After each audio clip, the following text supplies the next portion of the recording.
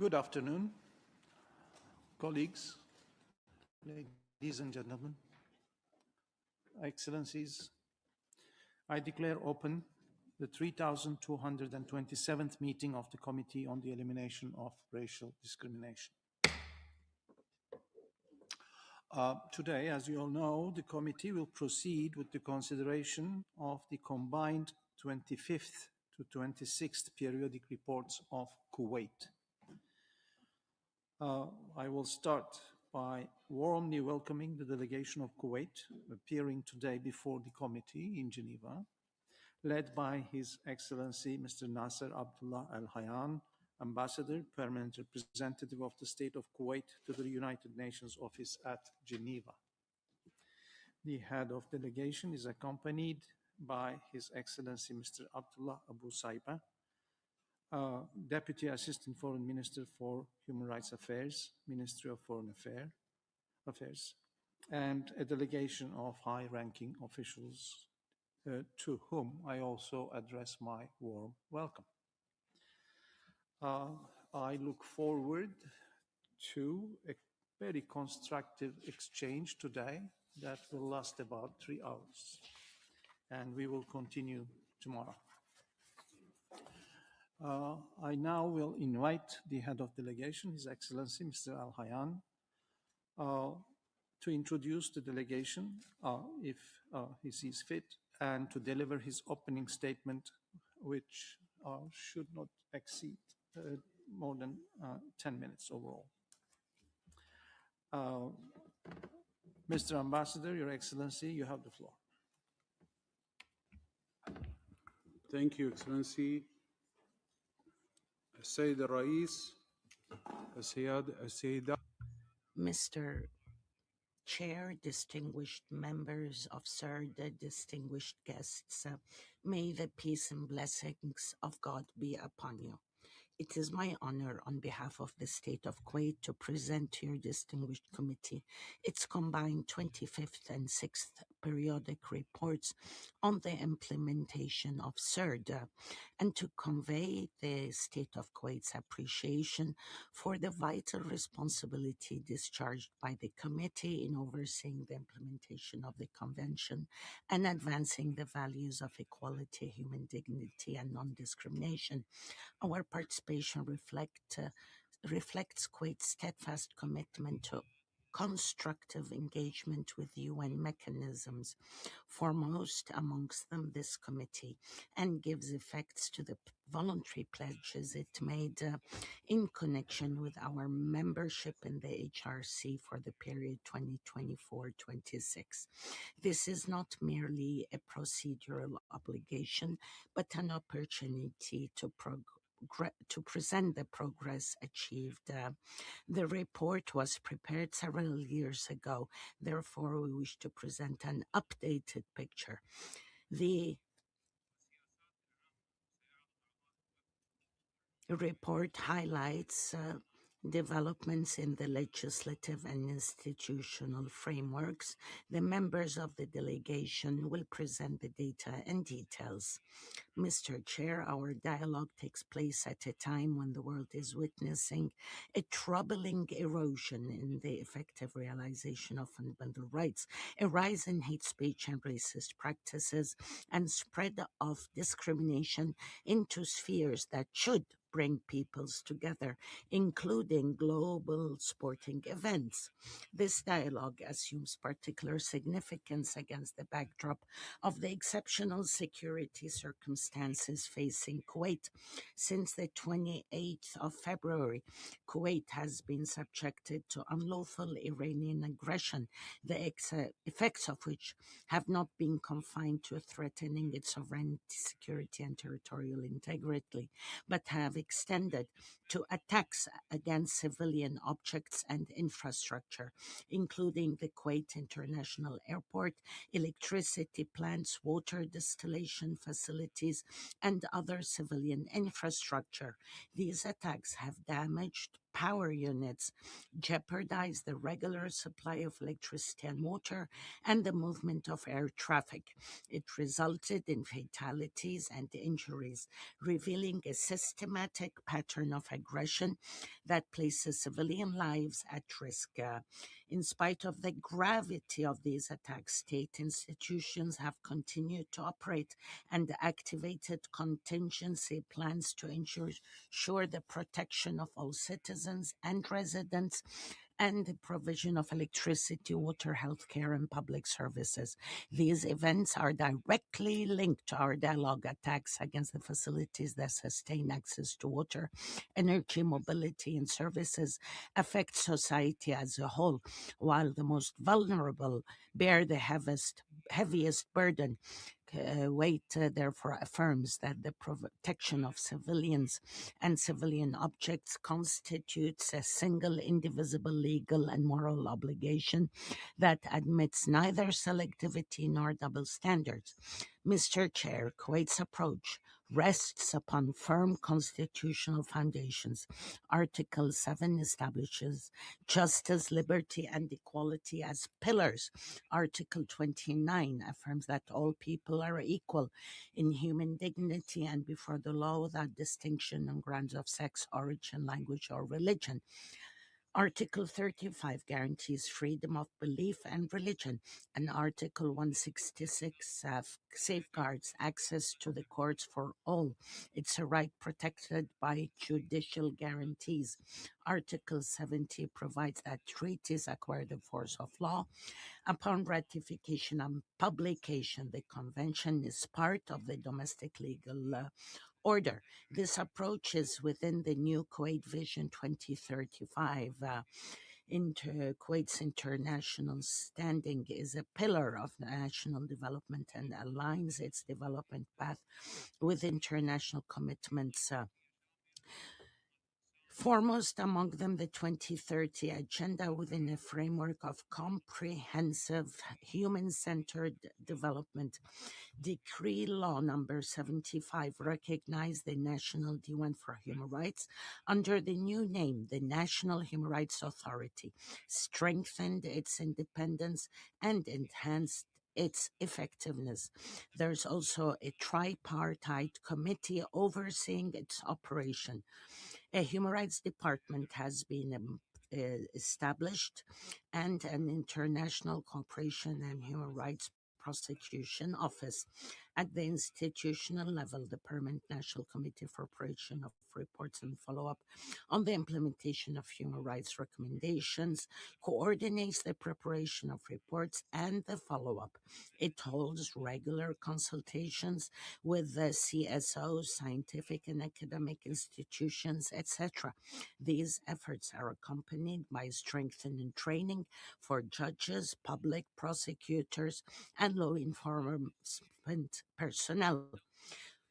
Within the legislative framework, Kuwait continues to implement a comprehensive national plan. In June 2026, it launched the plan's third phase. This process has yielded reforms that have strengthened the protection of women and the family, regulated places of worship, exercise of freedom of belief, and advanced fairness and labor relations. Decree Law Number 19 on the protection of national unity remains most directly relevant to the convention. It criminalizes hate speech and sectarian, tribal, and racial incitement, including through electronic media. With regard to contracted labor, national policy is grounded in Article 22 of the Constitution. In this context, Law Number 114 of 2024 on the residence of foreigners regulates employment and residency arrangements and strengthens efforts to combat trafficking in residence permits, complementing the anti-trafficking law. The state also continues to develop contractual framework to enhance workers' freedom to transfer employment and the right to retain personal documents. For domestic workers, they are protected by a legal and oversight framework encompassing the receipt of complaints, investigation of violations, and imposition of sanctions, alongside fully integrated shelters that provide legal, psychological, and health care. In the field of health, the measures on health insurance for residents are intended to strengthen the governance of services while upholding the constitutional commitment to guarantee the right to health and provide basic and emergency health care to all without discrimination. The state accords special attention to women and young people. Women constitute more than 58% of the public sector workforce and hold 28% of senior positions. The composition of this delegation, which includes women and young professionals, reflects the state's conviction in the role in policy making and national representation. Kuwait adopted national laws and strategies to protect children and rights of persons with disabilities. This introductory overview has sought to place before your committee the broad framework of the main developments since the submission of the report. During the dialogue, members of the delegation will present details concerning their implementation. In conclusion, we reaffirm our commitment to the provisions of the Convention and our determination to continue developing its legislation and institutions to benefit from the committee's and with due regard to the state's constitutional and legal particularities. We look forward to a constructive dialogue, and I thank you. Thank you, Excellency, Mr. Ambassador, for your introductory statement.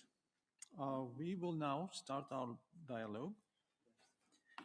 And according to the methodology that you have received, the dialogue itself will be divided into 4 segments. Today we will focus on the following 2 segments and including incorporating various teams. The segment 1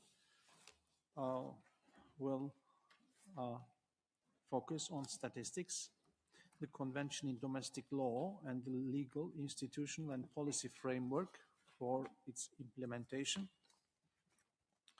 And segment 2 will deal with the situation of the ethnic and ethno-religious groups, situation of migrants, asylum seekers, and refugees.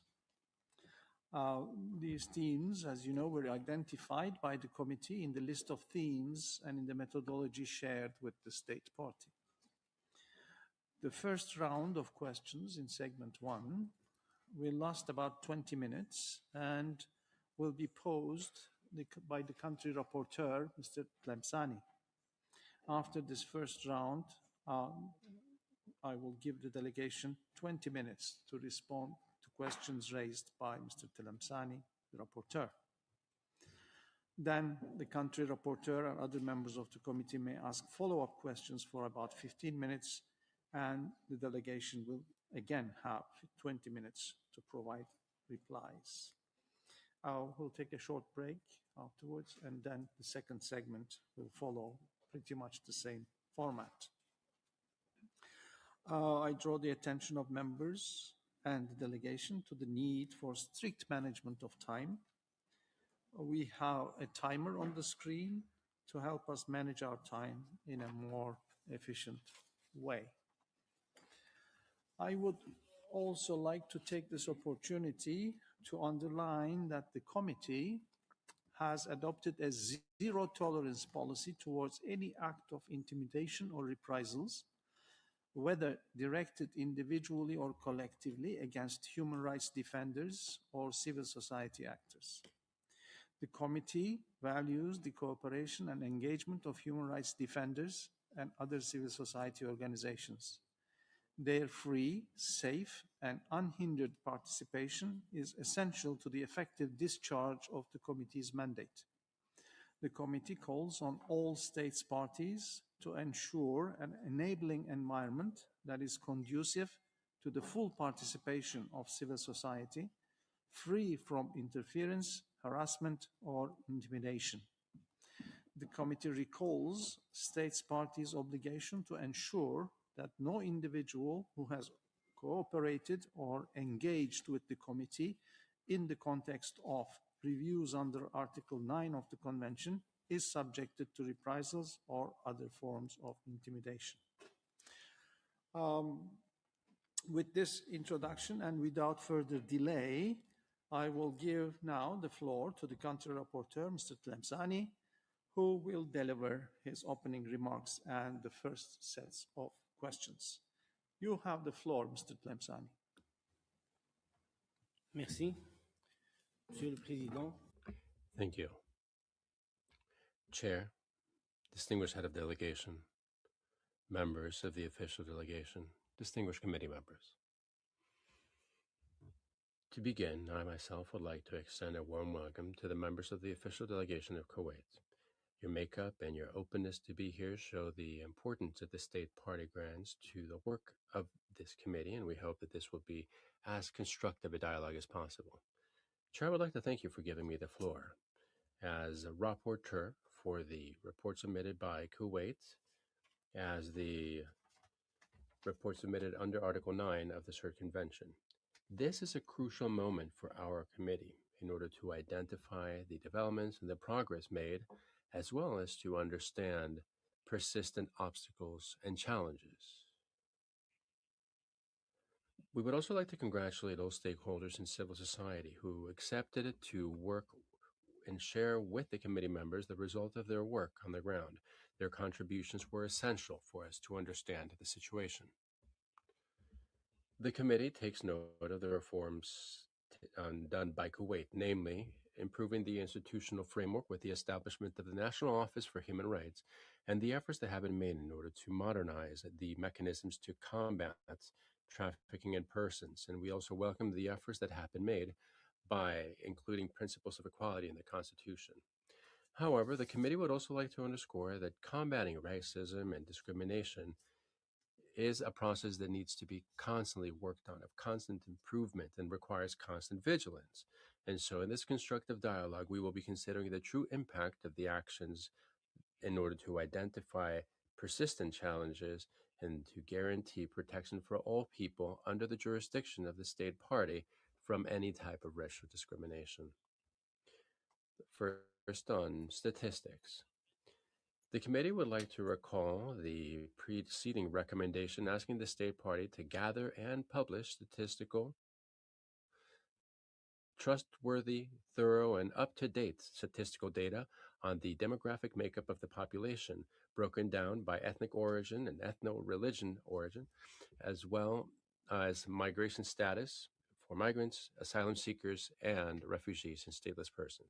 The committee takes note of what the state party has said, saying that information on economic and social rights of all inhabitants in the country are available on the Office of the Central Statistic Bureau.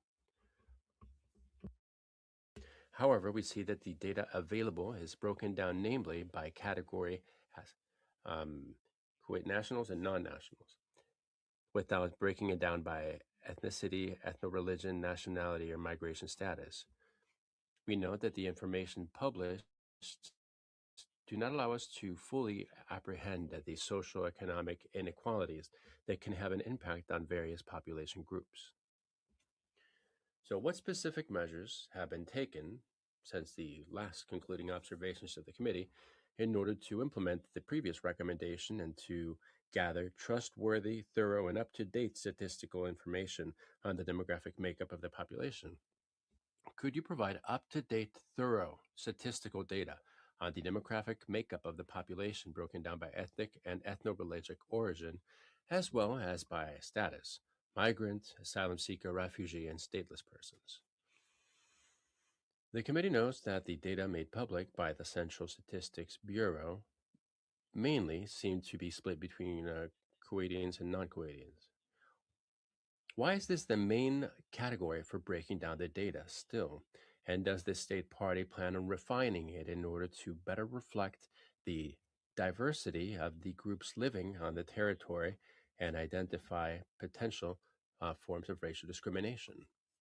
What data are available on the socioeconomic situation of the various population groups, broken down by sex, age, ethnic or national origin, migration status, or any other relevant factor, particularly as regards access to employment, working conditions, access to social protection, education, healthcare, and housing? The committee would like to know whether the state party plans on publishing regularly broken down data and indicators on socioeconomic indices so as to allow us to understand the progress made in combating racial discrimination. And lastly, what human, technical, and financial resources are given to the Central Statistic Office and other relevant institutions in order to improve gathering, analyzing, and publishing data broken down as our convention requires? And as regards the convention, national law, and the legal, institutional, and political framework for its implementation, the committee takes note of the statement made by the state party, stating that the convention, ratified by Law 33 of 1968, becomes law through its ratification, its publication in official gazette, according to Article 70 of the Constitution. It also highlights the information on training on human rights for members of the judiciary and for law enforcement officers. However, the committee knows that the report does not provide any specific examples or legal rulings or administrative acts according to which the convention was either mentioned or applied since the previous submission of the report. We also note that in paragraph 40 of the report, no provision has so far to this date been adopted in order to implement Law 33 of 1968. The committee takes note further of the constitutional and legislative framework mentioned by the state party in order to prohibit discrimination and the creation of the National Office for Human Rights by virtue of Law number 67 of 2015. We would like, however, to receive information on how domestic law aligns with Article 1 of the Convention, as well as the independence, the mandate, and the activities of the office under the Paris Principles. Could you please tell us how the provisions of the Convention are included and internalized in the domestic legal order, particularly regarding the provisions on the implementation of Law 33 mentioned in paragraph 40 of the report? Individuals or people can they bring the convention before legal courts and administrative courts? And can judges repeal a decision taken if it's counter to the convention? The committee notes that statistical information provided in paragraph 30 on the law on national unity. Could you please tell us if in any of these cases attorneys or judges have referred to the standards of the convention to or when defining discrimination? Since the submission of the report of the state party, could you give us specific examples of cases where the convention was directly applied by administrative courts and tribunals? Please specify for each example which provision of the convention is concerned, the nature of this case, the authority involved, the ruling presented, and then any reparation measures granted if that was the case. Are there any examples of cases where the Constitutional Court was asked to settle a case considering discrimination as defined in Article 1 of the Convention, or the more restrictive definition of Article 29 of the Constitution?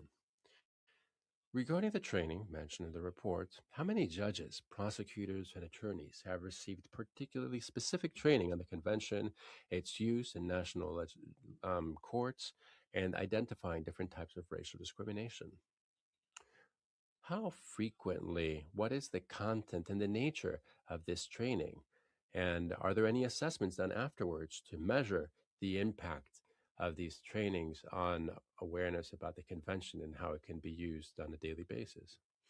The programs, do they include specific modules on indirect discrimination, such as practices that might at first sight seem neutral, but that do have a disproportionate impact on some groups? And do they also cover multiple intersectional discrimination? How does the state party assess the impact of these trainings? Is there a follow up mechanism that could assess whether the judges that have gone through the training are actually using the international standards in their rulings? The committee would like to know whether these trainings are also given to the attorneys and legal counsel working with vulnerable populations to ensure that they can better guide victims under the convention.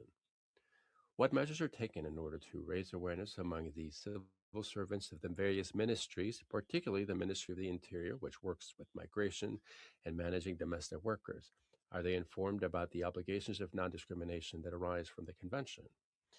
What measures have been taken or do you plan to take in order to adopt a general, thorough legislation to combat racial discrimination in keeping with Article 1 of the Convention? Such legislation, will it expressly define, will it prohibit also direct and indirect racial discrimination grounded on race, color, ethnic or racial origin in public and private life? And will it provide accessible remedies as well as sanctions with effective remedies?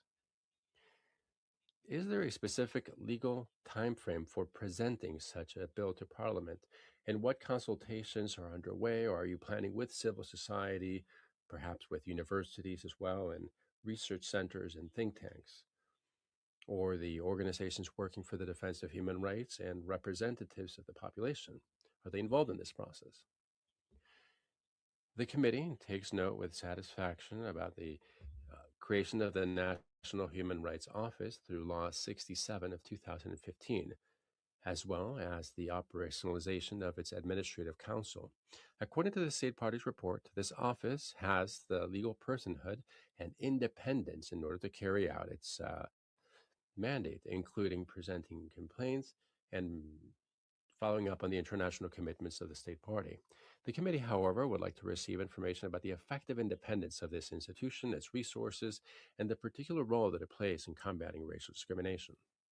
According to paragraph 23 of the report, the National Office is under the oversight of the Council of Ministers.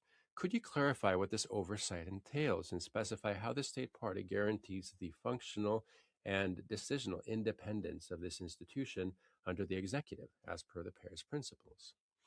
The committee would also like to obtain information about the human, financial, and technical resources given to the office. Are these resources enough to allow it to fully discharge its mandate autonomously throughout the whole country? Does the office have the ability to carry out unbiased visits to the detention centers for migrant workers in order to corroborate absence of discriminatory treatment? How does the national office collaborate with civil society and organizations and independent human rights defenders, particularly by working on issues of racial discrimination? And lastly, the committee would like to know whether the office has published one or several thematic reports, including specific recommendations regarding the adoption of general anti discrimination legislation. That is all I have for now, Chair. I would like to thank the members of the official delegation for their participation in this session. And I would like to thank you ahead of time for all the detailed answers you'll be providing and the clarification on the items I have raised. Thank you. Thank you, Mr. Tlemceni. So this is the first round of questions. I will return the floor to the delegation for responses to the issues raised by the rapporteur.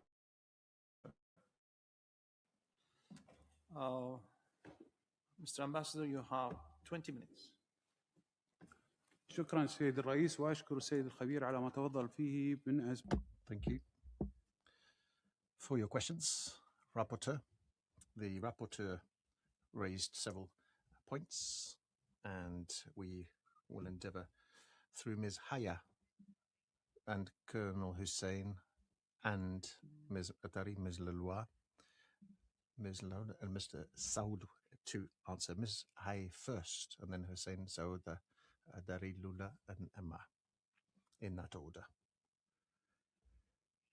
3 minutes each. Mr. Chairman, Kuwait is committed to implementing all of these development policies, and this through gathering updated statistics pursuant to Article 9 of the Convention, which embodies equality for all in rights, duties, and excludes this discrimination on the basis of race, religion, or anything else, any other regions. The statistics body, as a main body, plays it as lead agency, plays its role autonomously and endeavors to gather statistics according to international norms and criteria in order to reflect the demographic makeup, the working conditions, health data, data connection in connection to health provision, and this pursuant to good governance, and this in order to cover all spheres of life and all social groups. We also endeavor to assess the impact of the national policies on all social groups, and we do so transparently and full of integrity. The National Statistics Agency is the first lead agency. It is an independent authority which collects and publishes statistics according to norms and criteria adopted by the United Nations, which is why this body guarantees the presentation of statistics on a periodic basis and reflect the economic and social situation of the country. First of all, we have the demographic composition. Data is gathered according to age, race, gender, sex, to reflect the change in Kuwaiti society. Number two, the economic and social indicators are provided for employment conditions, for groups of workers, levels of healthcare provision, a level of social security provision, and this to protect the rights of workers and residents in Kuwait without any forms of discrimination. Number three, freedom of religion and belief, and data related thereto. To fully respect these freedoms, we do our best to promote tolerance. We protect the right to freedom of worship for each and everyone according to his or her religion, and this through the official statistics website, whereupon we publish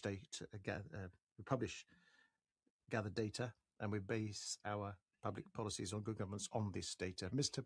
Chairperson, distinguished experts, my delegation through this statement wishes to insist on the statistics we've gathered for women's empowerment and the people with disabilities. It's very important when it comes to development policies. First, on the empowerment of women, the statistics tell us that the situation in Kuwait is exceptional, and namely that Kuwaiti women represent over 58% of Kuwaiti workforce, 60% in the public sector and 48% in the private sector. Now moving on to the banking and financial sector, 35% of the workforce is female and 26% of decision-making positions. Furthermore, 57% of employees of the central bank are women. The role of women has also become more important in the judiciary.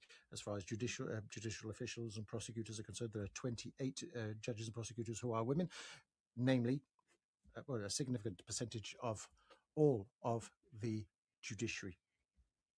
We also have women who hold the position of registrar of the courts. Moving on now to the diplomatic sphere, 21% of diplomats are women. 2 women are heads of diplomatic missions, and we also have 3 women who are deputy ministers for foreign affairs. In fact, 360 women work for the examining bodies.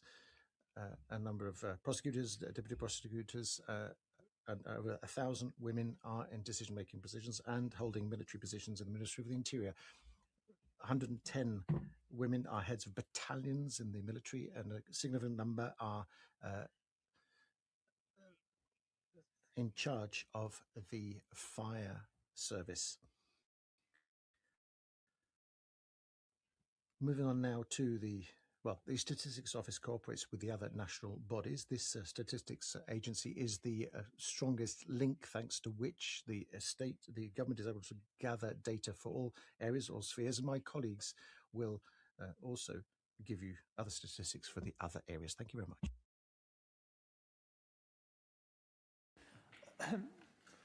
I would like to kindly ask the members of the delegation that if you have statistics that can provide us in written form, you don't have to read them and spend time on them. So Which we got it up there. So the statistics. Okay. Thank you. We can circulate it on later. Okay. So we will have a more lively discussion about the, instead of reading the statistics, which we will forget in a moment if it's not written in front of us. Thank you. Yes, please, go on. شكرا سيد الرئيس. وأشكر سيادة الخبير على تساؤله. I thank the rapporteur for his questions. With regards to education, that is education of public officials of Ministry of the Interior, that is their training, that is training in terms of the CERD, the Convention CERD, and in terms of how it is implemented. Kuwait has organized several training sessions on human rights, and this with the Kuwaiti bodies and authorities, and together with relevant international organizations who work in the sphere of human rights. 156 public officials of the Ministry of the Interior, namely military and civilian personnel, were involved in these training courses, and that was during 2025-2026. We have at ICERD Abdel Academy for Security Sciences. This academy played a crucial role in this endeavor to promote a human rights culture and to raise awareness to human rights. In this academy, there are several academics who are specialists in human rights. Furthermore, we have training modules which have been put together on human rights, which we dispense in our training session. To give you an example, there's one called Public Fundamental Rights and Freedoms, Public Law, International Law, which, needless to say, covers the international convention and treaties, including this convention that you deal with in this committee. The CERD, the public officials in the Ministry of the Interior, are invited to implement the provisions of the convention, specifically the CERD, and this under the authority of the Ministry of Justice. And this in order to ensure that the essential international humanitarian law concepts is transposed into, embodied in school syllabuses pre-university and also at university level, so secondary school and further education. The academy I was telling you about has updated its school programs, its syllabuses, and its training programs also, and has developed a national strategy for the near future. I should also mention that we have a project which is in its infancy, which is called Human Rights, which will be implemented in universities. And this program will focus particularly on human rights and human rights treaties to teach people where these sources come from and how to implement them. The Ministry of the Interior also endeavors to disseminate a human rights culture within the public officials of the country in order to raise their awareness to this culture and also show them what is available to them to safeguard these rights and to prevent any violations of human rights, and also to strengthen their skills, generally speaking, so that they can know what kind of oversight and restrictions they need to abide by in order to prevent any abuse of power occurring. Thank you very much. شكرا سعادة الخبير وشكرا. I thank you, Mr. Rapporteur. I also would like to thank the other members of the committee. Kuwait has endeavored to create a national system to receive complaints, and in particular for migrant workers, to protect them against any form of exploitation or trafficking. And this has been organized with diplomatic missions, with civil society organizations, and with other national bodies who work in the field. Thanks to this, we guarantee housing, healthcare, psychological healthcare, physical healthcare, and this on without cost. Furthermore, we provide benefits where appropriate. From the 1st of January 2020 up until the 1st of July 2026, covering that period, we were able to host 1,153 migrant workers, and at the beginning of 2026 to date, so the first 7 months of the year, we have hosted 1,400 migrant workers with their children. We also created shelters for migrant workers, namely from February 2025 to August 2026, 2,114 workers were hosted in these centers. Furthermore, may I also add that when some workers express the desire to return home or express their desire to cease their employment in Kuwait, upon their request, we grant them their right, their wishes. We pay what they're entitled to, and we facilitate their voluntary repatriation to their country of origin, unless when in cases where an investigation has been carried out and legal measures have had to be adopted. The hosting of these workers in these shelters does not mean automatically that person who is sheltered is a victim of trafficking. Rather, these shelters protect workers from any exploitation or risk. مراكز الإيواء من خلال البرامج. Moving on now to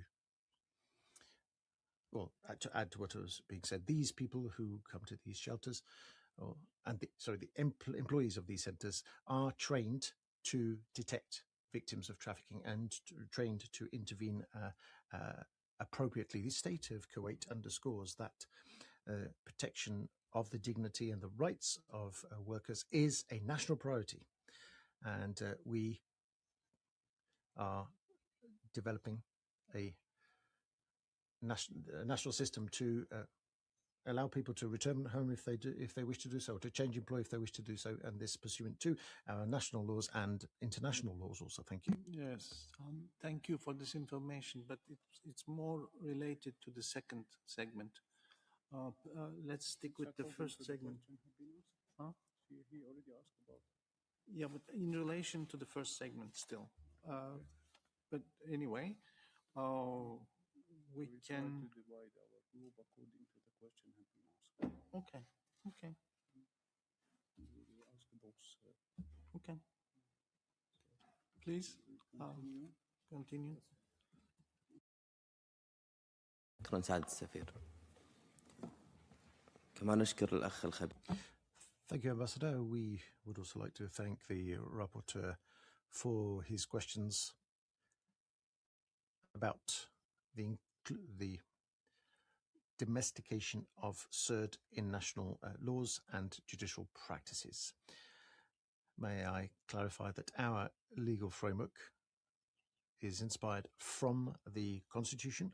National laws are enacted pursuant to the principles embodied in the Constitution, which is the main national reference point inspiring our framework. Our Constitution rests upon key principles: justice, freedom, equality, non-discrimination, and equality are guaranteed by Article 29 of the Kuwaiti Constitution.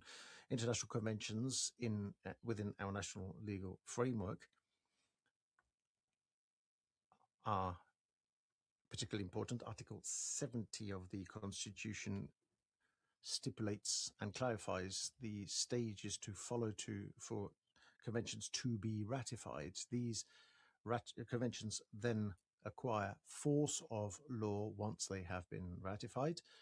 Furthermore, the convention has the same status as national laws and can be invoked in courts nationally. Given the fact that laws intersect, overlap, let me just give you an illustrative example of one such law to clarify how things work. The Constitutional Court handed down on the 20th of October 2020 in case number 156 of 2008 a judicial decision. Now, the court ruled that law number 15.1 was unconstitutional. Act 15.1 was unconstitutional. That is a 1994 law which under which women needed the authorization of their husbands to apply and obtain a passport, and the unconstitutionality came from the fact that this was incompatible with the freedom of movement. That is, also the Universal Declaration of Human Rights was invoked, as well as the International Covenant on Civil and Political Right, the ICCPR. Both were invoked in a judicial decision. Article 12 in particular was invoked, which guarantees freedom to leave one's country. So another example of international law treaties invoked in our courts. Furthermore, national courts and tribunals, when they rule on such cases, base their decisions on laws which stipulate crimes and penalties. We have a law of national unity in particular, and the criminal code, both of which provide for guarantees, but also penalties that are deterrent to discrimination and hate crimes. Now, the embodiment of human rights is not limited to legal and judicial frameworks, but also extends to our training programs. When we train our judicial officials, the Ministry of Justice cooperates closely together with the National Council for Legal and Judicial Rights to include a module on human rights. The employees of the judiciary are targeted to improve their knowledge of these subjects. With regards now to the adoption of a comprehensive law to combat discrimination, we've launched a national plan to update or to modernize the legislative architecture pursuant to international standards. This phase, which has started, will be completed in November 2026. That's as far as we've got in our program. Sorry, December 2026, says the interpreter. With regards to those measures adopted to combat hate speech, we have adopted Decree 19 in 2012 to safeguard national unity, but we haven't specifically defined racial discrimination or hate speech. The law has merely clarified those acts that can lead to discrimination or hatred. Those are the definitions we have in law. And in order to encourage individuals to press charges or bring complaints or to speak out against crimes, the complainants are encouraged to come forward to do so and are protected from any kind of judicial consequences if the arrest of the perpetrators occurs thanks to their complaint. The law also enables all individuals to take their case to courts to preserve their legitimate rights without any form of distinction. This constitutional guarantee is compatible with our international commitments under the Convention, which impose upon states to guarantee equality and access to justice and to provide mechanisms, that is, remedies to all without any form of discrimination. We've also created an office to receive grievances and complaints. These grievances are, where appropriate, passed on to the competent authorities for appropriately inquiries and proceedings to be launched. Between 2020 and 2026, the Public Officials Office has received 367 complaints cases involving 377 accused persons, and 3 cases have been rejected because of the courts did not have a jurisdiction. Thank you.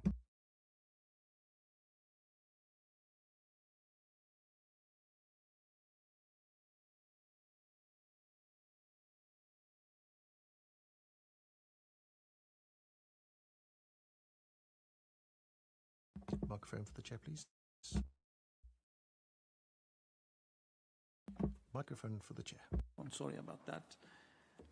Now, I thank the delegation for the replies.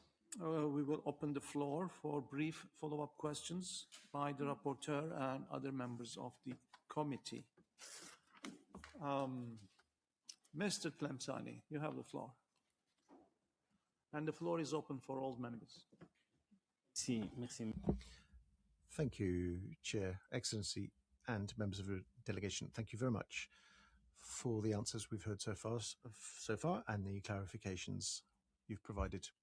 My question on the statistics was posed because in the official report submitted by the State of Kuwait, we can't find the overall number of the population. That is why I asked the question about statistics. I was trying to find this information, but what I find is statistics for 2002, 2005, and then 2011. So if you have an updated figure about the total number of people who live in Kuwait, we'd be very grateful to hear it, but otherwise you can send it in writing, as the chair said. Moving on now to the relationship with the National Human Rights Institution. If you have any information to give us about how it operates, what powers it has to receive and process complaints, that would be very much appreciated. Thank you very much. Thank you, Mr. Tlemceni. Mr. Diaby, the co-rapporteur, you have the floor. Thank you, Chair. Chair, like the rapporteur, Mr. Tlemceni, I also would like to extend a warm welcome to the delegation of Kuwait in our midst this afternoon, and in particular to thank the delegation for having presented their report before our committee. May I also commend the rapporteur for having presented the report in such detail. Unfortunately, he raised an interesting question, in fact, re-raised it just now, and this question had to do with the National Human Rights Office. We haven't heard anything yet about this, so if I could reiterate the question and ask, given that this office was created in 2015, how many complaints for racial discrimination have been actually submitted to this national office and processed and led to recommendations or to victims being cared for? Also, geographic accessibility of this office. Is it accessible? Does the office have nationwide, in other provinces of Kuwait, a representation so that victims can approach those representations nationwide? Also, what is the exact makeup of this office, National Human Rights Office? How many members work for this National Human Rights Institution? How are they appointed? We heard in your initial report that they are under the authority of the council, but how they appointed these members, and also under what circumstances can they be removed from office? The 2015 law, does it stipulate that? We've heard that sometimes there are clashes between the National Human Rights Institution and the office, and the council rather.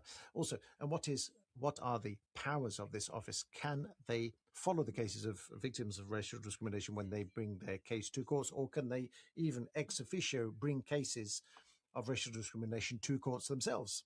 Now, 10 years after the entry into force of the 2015 law of number 116 establishing the National Human Rights Institution, so 10 years on, I, before this meeting, looked at the most recent list of the GANRI, the Global Alliance for National Human Rights Institution, which is the body in charge of ensuring that these national human rights institutions are consistent with the Paris Principles. And I had noticed that the Kuwaiti NHRI does not have status A, nor even status B under the Paris Principles. So my question to you would be, are you considering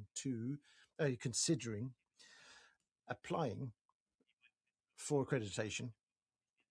And by all accounts, because the NHRI is under the authority of the executive directly, it is not independent by definition. So are you intending to adopt measures to reform that law of 2015 to make the NHRI totally consistent with the Paris Principles? Thank you very much. Thank you, Mr. Jebi, says the chair. Teneme, vous avez la parole.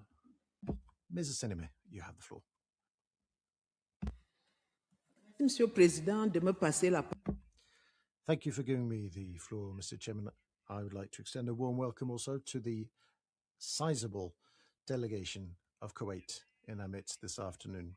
I would like to return to the place of the convention within domestic law. The country rapporteur, Mr. Tlemceni, asked many questions about the place of the CERD, but I still haven't heard a complete answer. The head of delegation confirmed that the convention is part and parcel of domestic law, and the member of the delegation who took the floor after him stipulates that it can be directly invoked and enforced in and by courts. But in practice, we've heard that judges are reluctant to invoke or enforce these international conventions, and they seek to circumvent these conventions when they deem that these conventions are not compatible with domestic law and or incompatible with the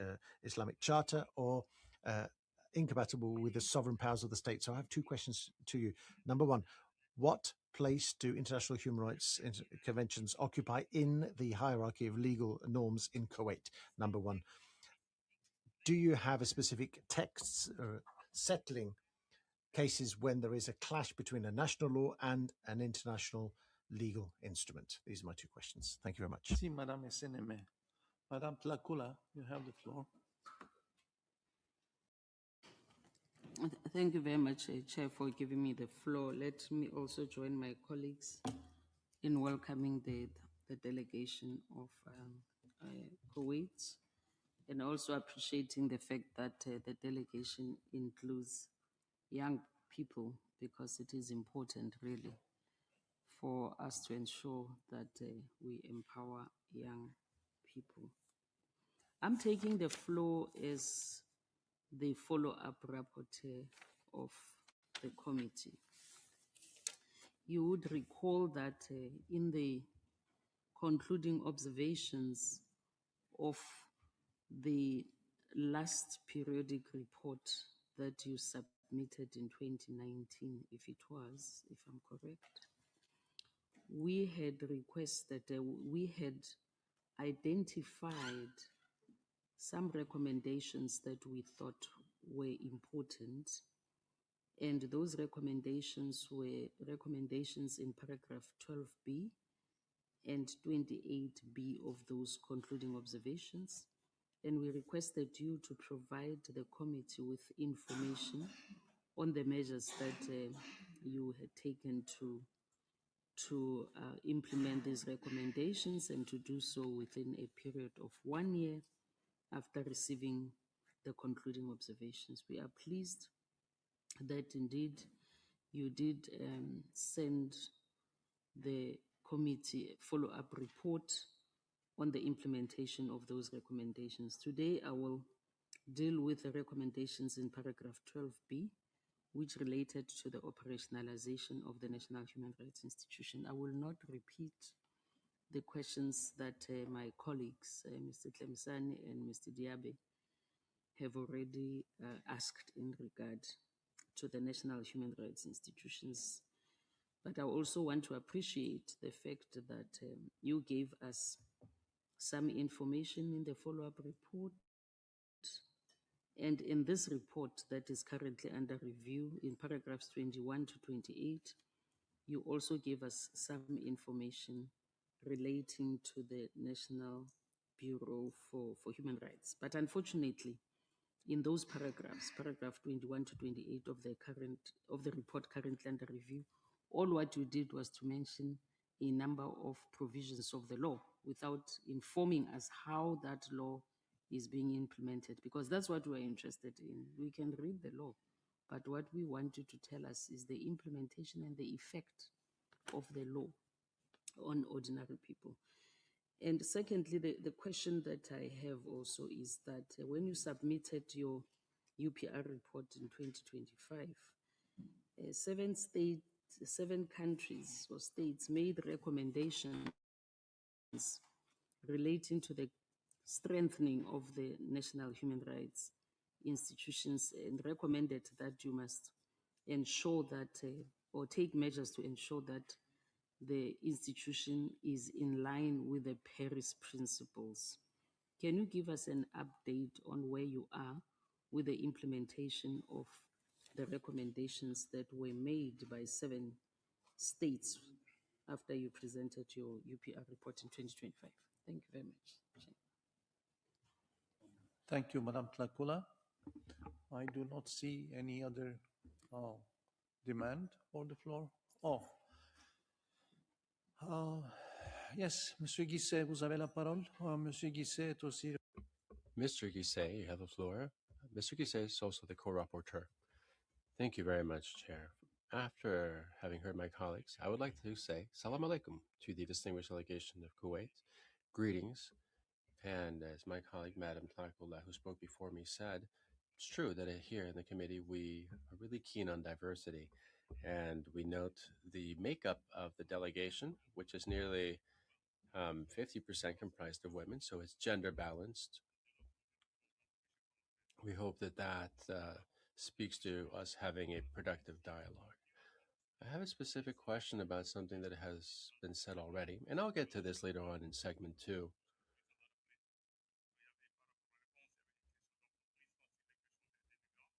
There were questions about migrants, and I have a specific question about civil society and NGOs.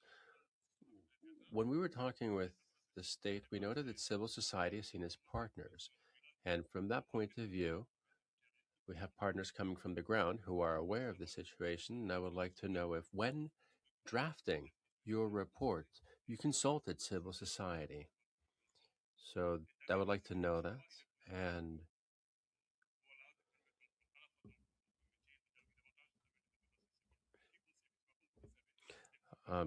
could you let us know to what level they were involved in drafting the document? We would appreciate that.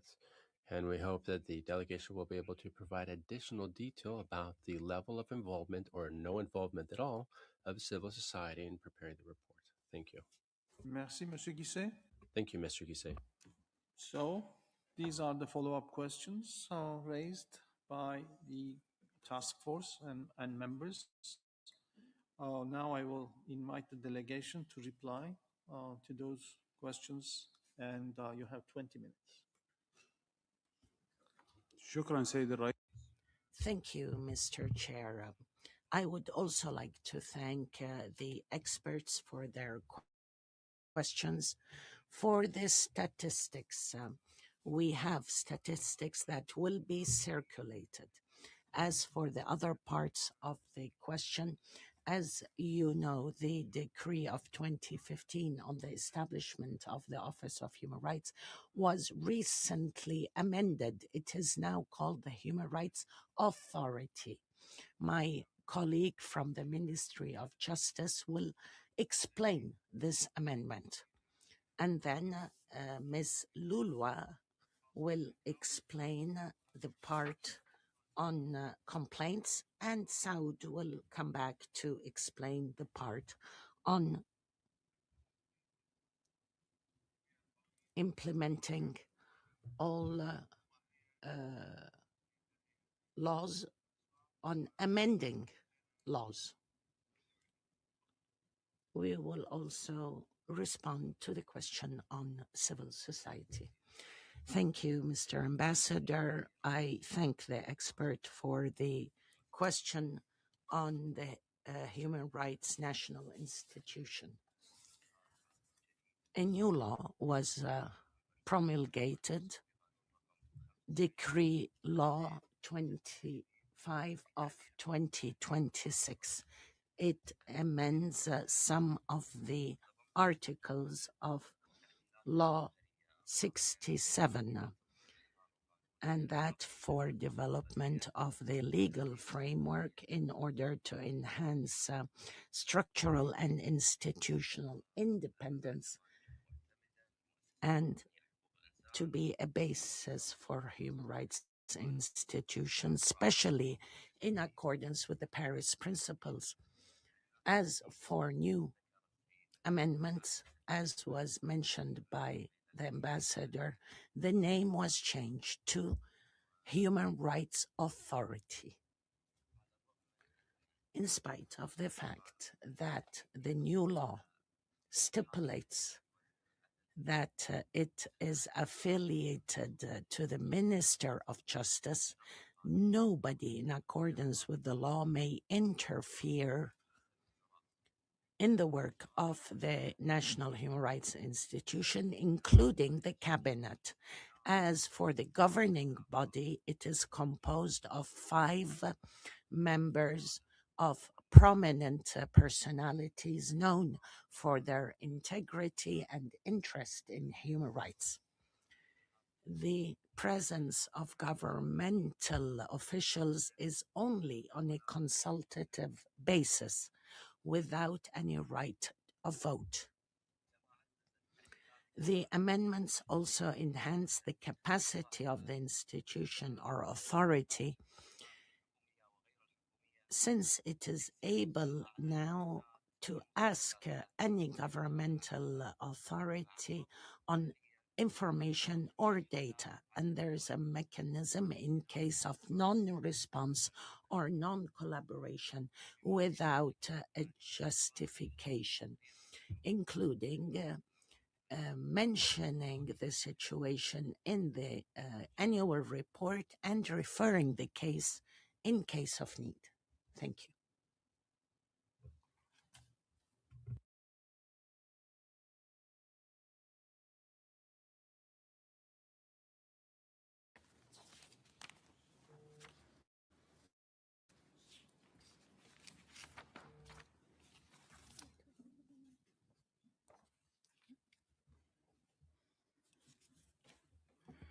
فيما يتعلق With regards to the number of complaints on breach of the law on foreign workers,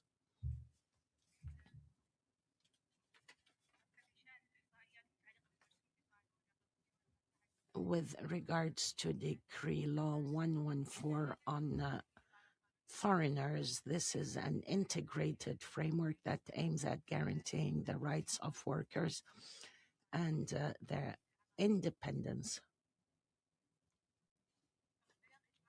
The total number of cases in the prosecutor's office from 2025 till July of this year, 2,361, and there were about 1,000 or 2,400 accused.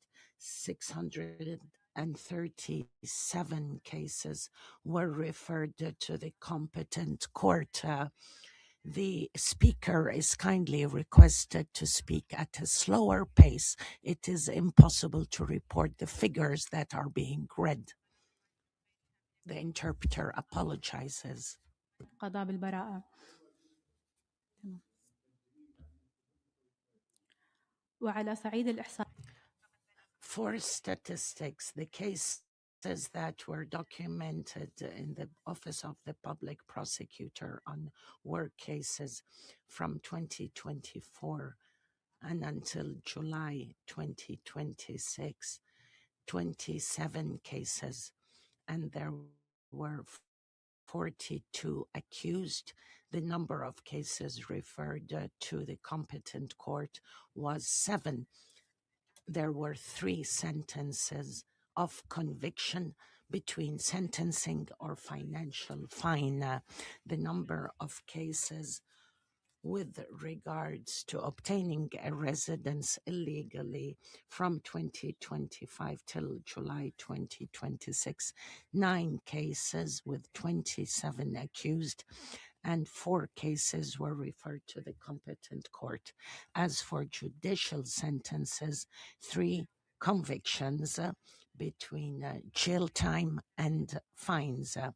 As for judicial prosecutions in the transboundary situations, there was 1 such case. Thank you.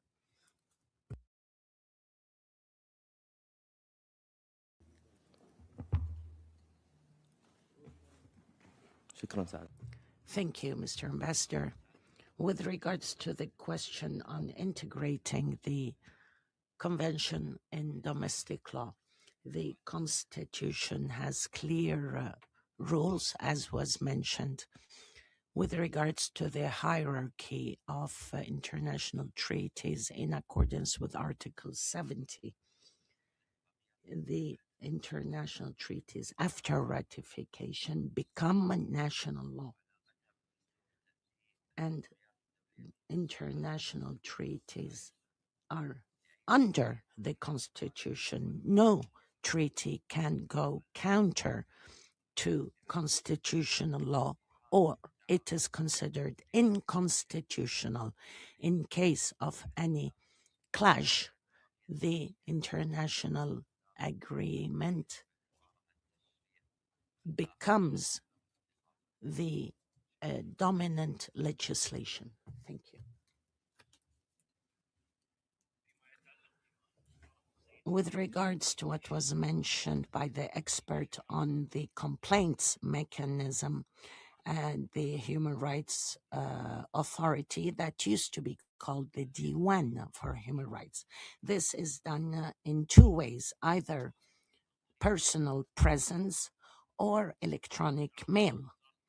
In the Ministry of Interior, where I work in the Department on Human Rights, I have dealt with 4 complaints in the last 2 years that dealt with matters on residency, passports, and temporary arrest.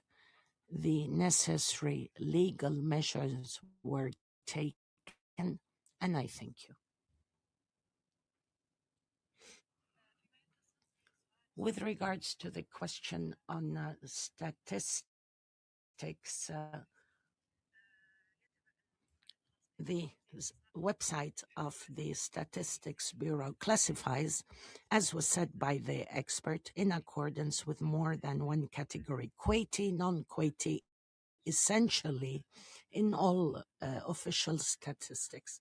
And there are annual statistics, the last of which were in 2023, and you can see them on the website, especially under Chapter 2, and it is called the Population and Residence.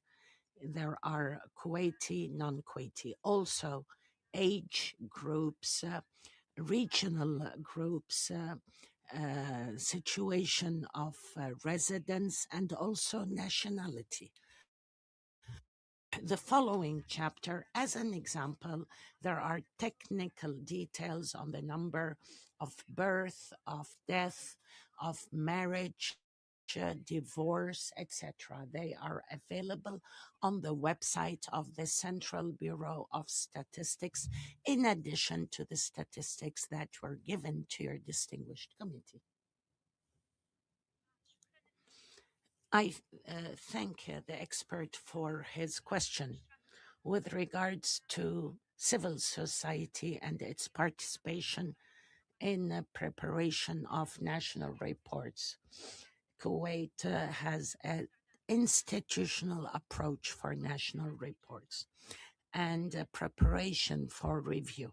Kuwait reaffirmed its positive interaction with the national stakeholders in order to guarantee progress in the protection of human rights.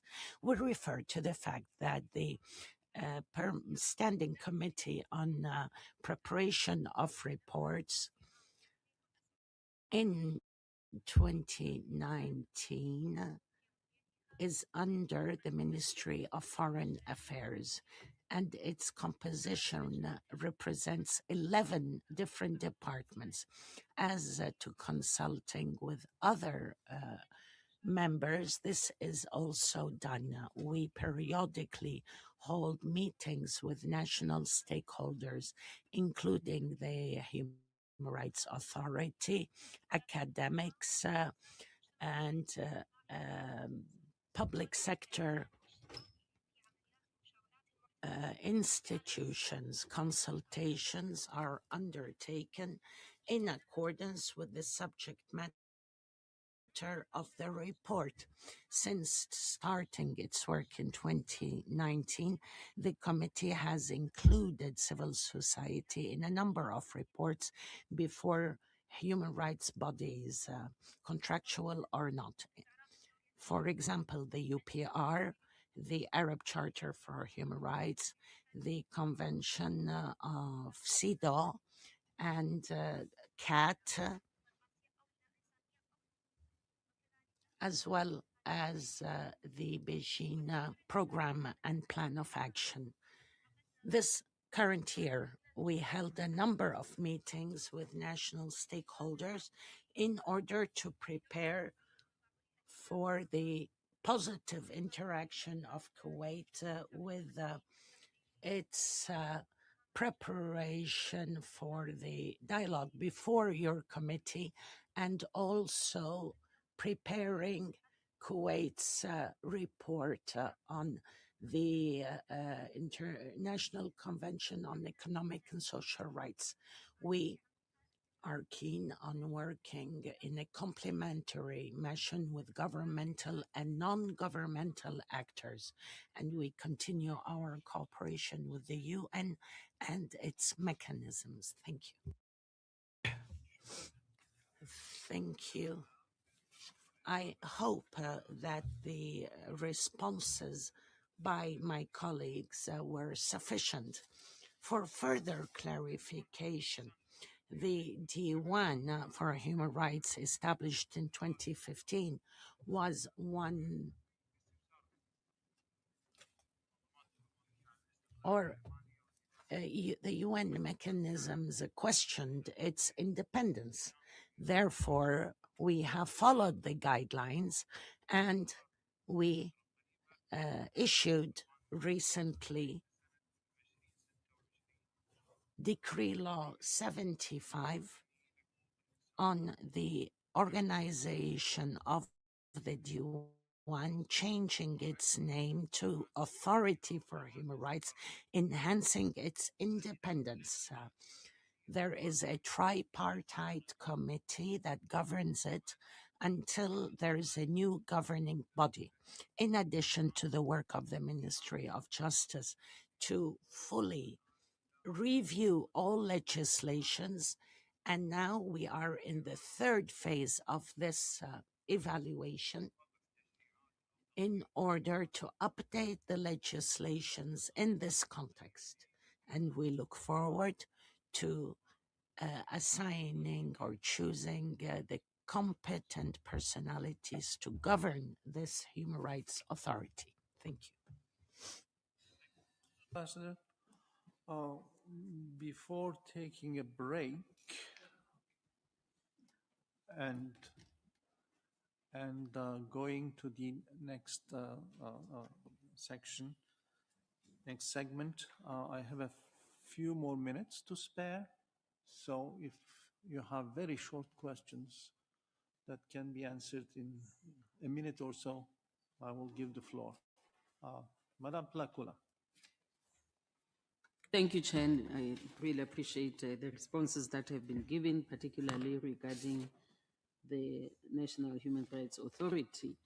But I want to urge that in the work that you'll be doing to strengthen the organization, you'll also make sure that it's in compliance with the Paris Principles and also apply for its accreditation to the Global Alliance Network. I hope that is in the pipeline. Thank you, Madam Plakula. Monsieur Diaby. C'est bon? Merci beaucoup. شكرا سيد. Thank you, Mr. Chair. No doubt, Madam Expert, Law 75, Decree Law 75, has detailed the composition of the authority and its administrative and financial independence. And it is not under any other authority. It is independent. And as soon as it is full, it will seek to get accreditation from competent institutions to carry out its effective role. Thank you. ويمكن تزويد And we can give you the decree law number 75 of 2026 with all its details. Thank you. Well, thank you very much for all the responses. We will now break for about 7 minutes. And when we will be back, we will start the segment 2. And Monsieur Guisset, the co-rapporteur, will have his chance to raise a number of issues. Thank you. Thank you.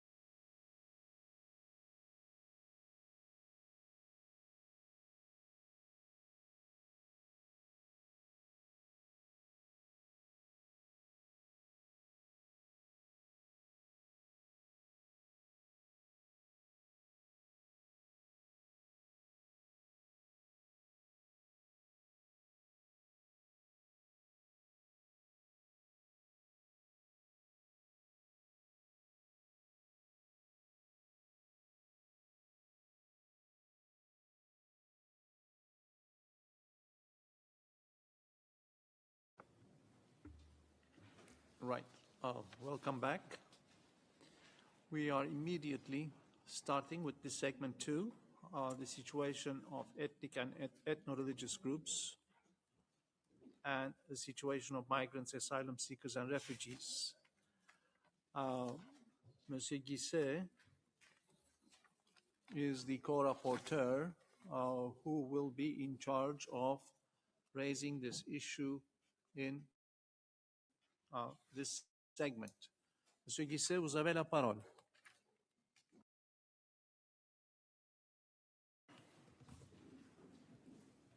Merci beaucoup. Thank you very much, Chair.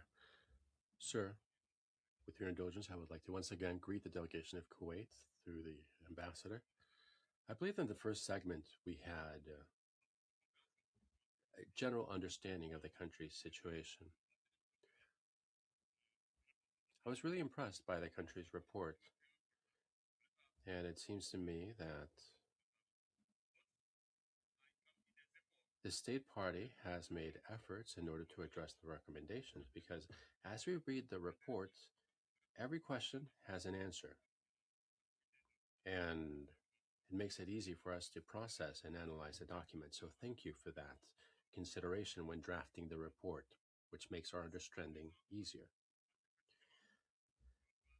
Chair, I would like to move now to the situation of ethnic groups and ethno-religious groups, Article 5, and I begin with a general comment on this section. It seems to me that this issue is related to the previous segment and statistics. Perhaps it's not easy to speak of ethnicity and ethno-religious groups without mentioning it in the first segment, and we did. And we note that there's perhaps a weakness in the lack of statistics, which is why I would like to reiterate to the delegation to make fruitful efforts so as to really have that information, because it would make a big difference to us in drafting recommendations for the state party. I would like to begin with two general statements. We know that Kuwait has a significant population of migrant workers. This is something that was mentioned in the last sector, approximately 3.2 million people, which account to about 70% of the total population and 85% of the country's labor force. This is a big challenge. Most of these workers, migrant workers, came from Asia.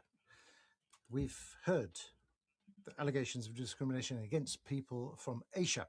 A field study, in fact, has shown that these people from Asia are reportedly exposed to certain discriminatory practices, policies such as preferential access for citizens to certain medicines or vaccines, as well as lack of linguistic interpretation services.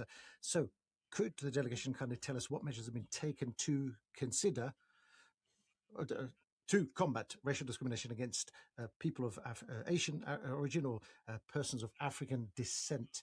In its concluding observations, the Human Rights Committee, and the Kuwait is a party to the ICCPR, voiced its concern about reports of discrimination against religious minorities. The committee, that is the ICCPR, asked that the state end policies and discriminatory practices targeting these groups, and in particular in the area of building places of worship, of the accreditation of what measures have you taken to combat racial discrimination against ethno-religious groups, in particular Hindus, Sikhs, Druze, Muslims, Boer Muslims, and Baharis? Moving on now to migrants, asylum seekers, and refugees.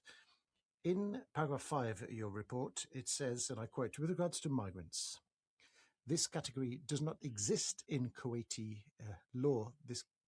So that's what the report says, at least in the Western meaning of the term.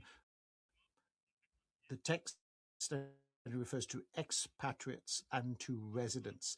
So with your permission, Chair, could I ask this question? Because we need to understand this to understand the following. We have here a definition of a migrant which refers back to the category of expat and to the category of residents. So could the delegation tell us precisely what expats means and what residents means?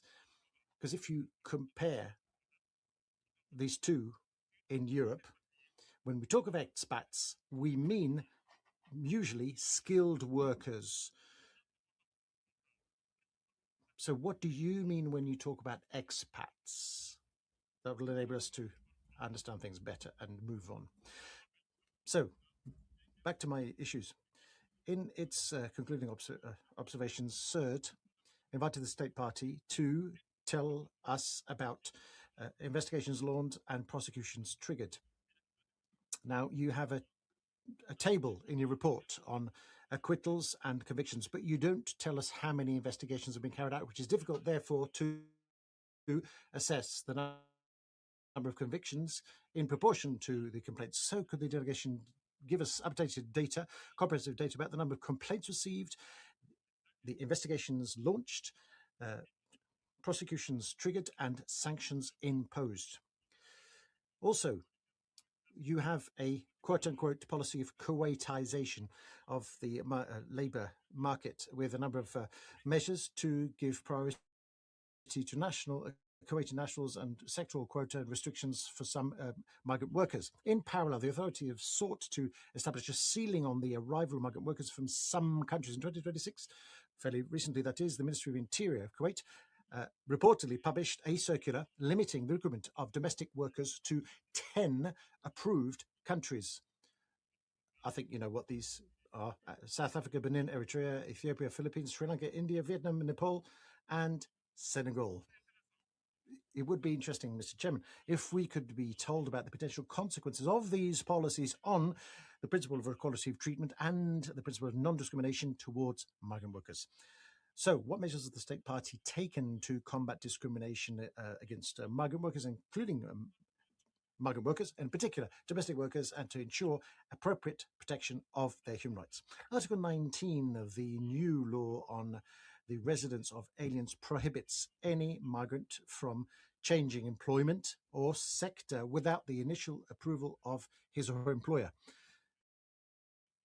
Could you correct us if we're mistaken? Furthermore, since the 1st of July 2025, the Kuwait has reintroduced the exit permit. In other words, private sector migrant worker must obtain the authorization of his or her employer before leaving the country. Now, that could strengthen the restrictive system of the kafala, transferring increased control to the employers and increasing the risk of exploitation. It's a concern to note that given the legal context codifies a employer-centered system which undermines the rights of workers and leads to constant control of migrant workers. Migrant workers, in particular women, should have the freedom to change their employer and to travel without the arbitrary consent of Article 5 in particular, which is on the right to a state. Could the delegation kindly comment? Are you considering abolishing restrictive controls of mobility and make sure that your laws are consistent with international obligations? Since the 23rd of December 2025, all expats must pay, we're told, insurance costs linked to their visa, and this as a condition for the issuing or renewal of a visa. Only some exceptions exist. So foreign workers married to Kuwaitis, and there's a maximum of 3 domestic workers per family. Furthermore, migrant women who must take out insurance and pay health costs out of their own pocket, which means that there is discrimination in the area of health rights. So foreign nationals, including Bidoons, who the stateless persons who've been there for a long time are not entitled to free health care on an equal basis and need to have a private insurance or private care. So what is the impact of decision 306/2025 on the law of 1999 on health insurance for aliens? The committee remains concerned about the fact that the kafala system continues to apply to migrant workers. The system, let us remind ourselves, makes employees very dependent on their employers and means that they're exposed to ill treatment and exploitation. The committee is also very concerned about the fact that alien workers do not seem to avail themselves of the right to family reunification under Articles 2 and 5 and 6 of CERD. Can you comment? What measures have been taken to abolish the sponsoring system for migrant workers? That was a strong recommendation made by the committee the last time Kuwait appeared before us. According to information referred, a number of domestic workers, a significant number of domestic workers, reported work in conditions close to labour exploitation or forced labour under the kafala. They are subject to a number of abuse. They're locked away in their homes. They're not paid their salaries, or the salaries deducted. They work long periods of time without rest, and they are also exposed to physical and sexual exploitation. They also have exposed to anxiety and psychological trauma in a context whose hallmark is the lack of effective reparation and legal protection mechanisms. Could you comment kindly? What measures are you taking to prevent the exploitation of these categories? Furthermore, according to information we've received, the confiscation of passports is not explicitly made a criminal offence. Could you elaborate migrant workers and hamper their access to certain key services, including healthcare services, for which they would need to travel abroad? In this context, the concerns of our committee are, according to which the legal institutional framework in force reportedly significantly restricts the autonomy of migrant workers and strengthens their dependence with regards to their employers, is still a rightful concern. Could you comment? How many complaints of exploitation and have been flagged? How many investigations? How many people have been sanctioned? In the previous observations, the committee asked the Kuwait to abolish the kafala system and to replace it by a residence permit system for migrant workers issued by the state and under the control of the state, in order to prevent the exploitation and ill treatment. It was recommended the state party guarantee the right to foreign workers to family reunification. Could you give us updated information about the situation of domestic migrant workers and additional information on the implementation of Law 68 of 2015 with regards to domestic workers? A number of complaints for cases of exploitation down for perpetrators, kindly. According to information received, Article 20 of the new law on the residence of aliens grants the Ministry of the specifications vaguely defined, such as quote-unquote public interest, quote-unquote public security, quote-unquote public morality, without a court judicial oversight, without any effective guarantee to challenge or to appeal. You would agree that this would leave open to arbitrary expulsion of migrants. Around 40,000 migrant workers in Kuwait were expelled in 2025, reportedly in the context of vast security campaigns targeting migrants because of their national origin. Thousands of migrants were arrested or expelled either by judicial procedures or through administrative orders issued by the Ministry of the Interior. So question, could the delegation kindly provide detailed information about these alleged mass and arbitrary expulsion of migrants? In its concluding observations, the committee also invited the state party to review the foreign domestic workers expulsion system pursuant to the administrative decisions and to ensure that these cases are sent back to courts with a chance for the victims to appeal. Concretely, therefore, could I ask you, what measures have you set up to ensure that the human rights protection needs of migrant workers are assessed individually and fully respecting the regular procedure in place? What mechanisms exist to challenge administrative expulsion decisions?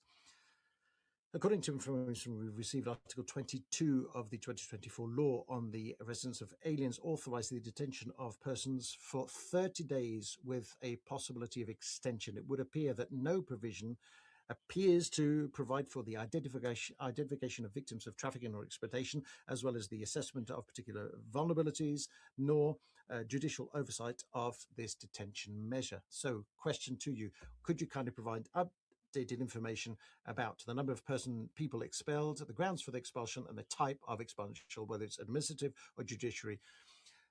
Chair, these are my questions. Thank you very much. Merci, Monsieur Guisset, le co-rapporteur. Thank you very much. Co-rapporteur, you have the floor. The co-rapporteur. Now I will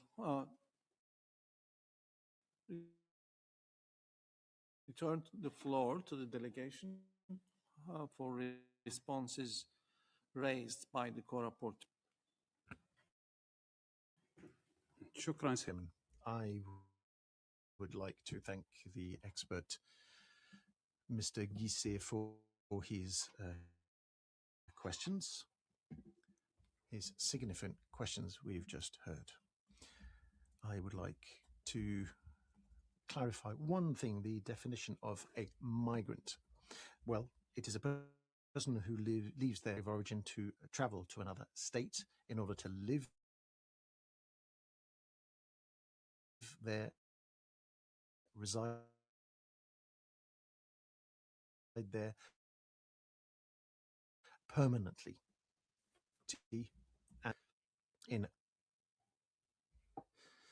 Now, for that to happen, an immigration visa needs to be applied for to secure permanent residence.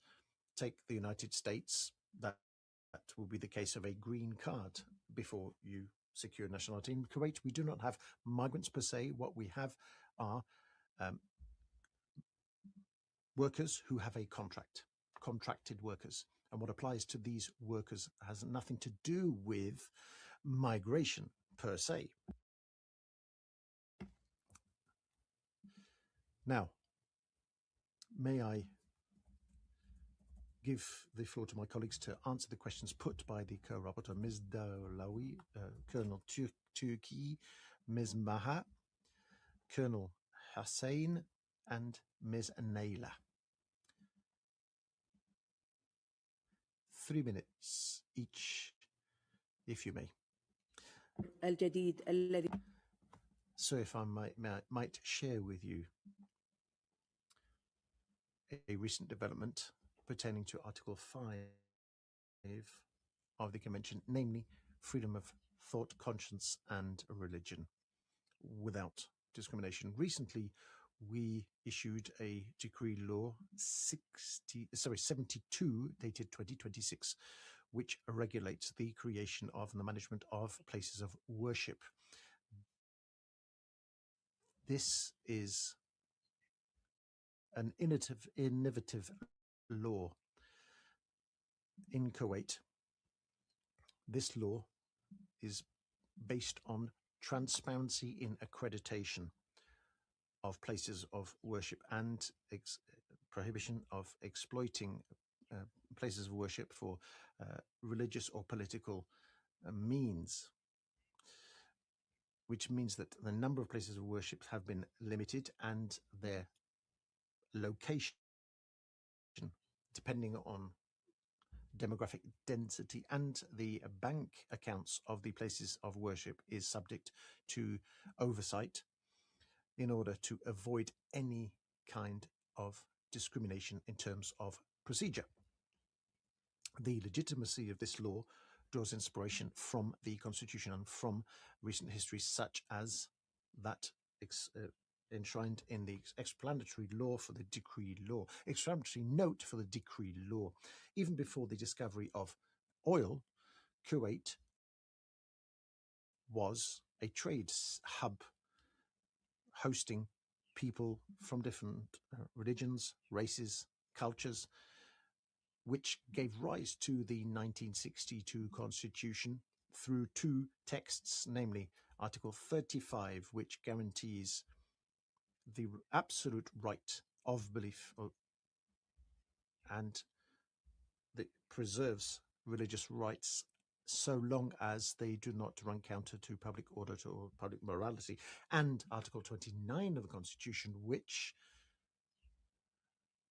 guarantees to all individuals equality before the law in dignity, rights, and duties without any kind of distinction on the basis of religion, sex, language, or other grounds. This legitimacy, constitutional legitimacy, is compatible with the aims and purposes of the CERD. The reason why we enacted this law is that we wanted to protect the plurality of our society. These criminal guarantees depend on the application procedures, implementation procedures, which are being worked on, about to be finalized, and which spell out mechanisms to follow to secure accreditation for places of worship and to appeal if an application for accreditation is denied for a place of worship. Thank you. شكرا سيد الخبير. صدر المرسوم بقانون رقم Thank you. Decree Law 114, adopted in 2024, was adopted, and it has to do with the residence of aliens. It replaces previous laws in force to fill the voids or the loopholes that existed in previous laws that were in force. This new law is designed to reconcile the residency requirements with public security requirements and to guarantee to workers and expats protection against discrimination. We have several laws protecting migrant workers, one to combat trafficking in residence permits and the imposition of penalties, severe penalties in fact, for those persons who are found guilty of operating this trafficking or who do not pay the wages they owe their workers in order to put an end to these exploitation procedures. This law regulates residence permits and clearly regulates the responsibilities of the employers and the employees and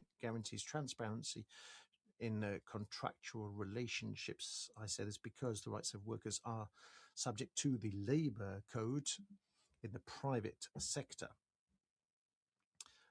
The implementation of the law on alien residency is compatible with the principles enshrined in the labor code, which enables workers to have access to their rights. This law does not target any specific category or nationality. It applies to all aliens objectively and following the principle of equality and pursuant to international norms. The number of women who have applied and received family reunification between 2022 and 2026 was 2,700 women. State of Kuwait reiterates its commitment to continue to review its laws in order to meet the requirements set forth by the National Department for the residence of aliens and the rights of workers on the basis of its international commitments. Thank you for your questions as the next speaker, especially the questions you posed on healthcare. With regards to allegations of refusal to provide healthcare to patients from Asia because of the nationality or because of their origin, the state of Kuwait, represented by the Ministry of Health, applies no discriminatory practice against or to the detriment of citizens or expats. The healthcare services in Law 1 of 1999 spell this out clearly. Healthcare services provided are supervised by the Ministry of Health according to paragraph 3 of Article 9 of Law 70 adopted in 2020.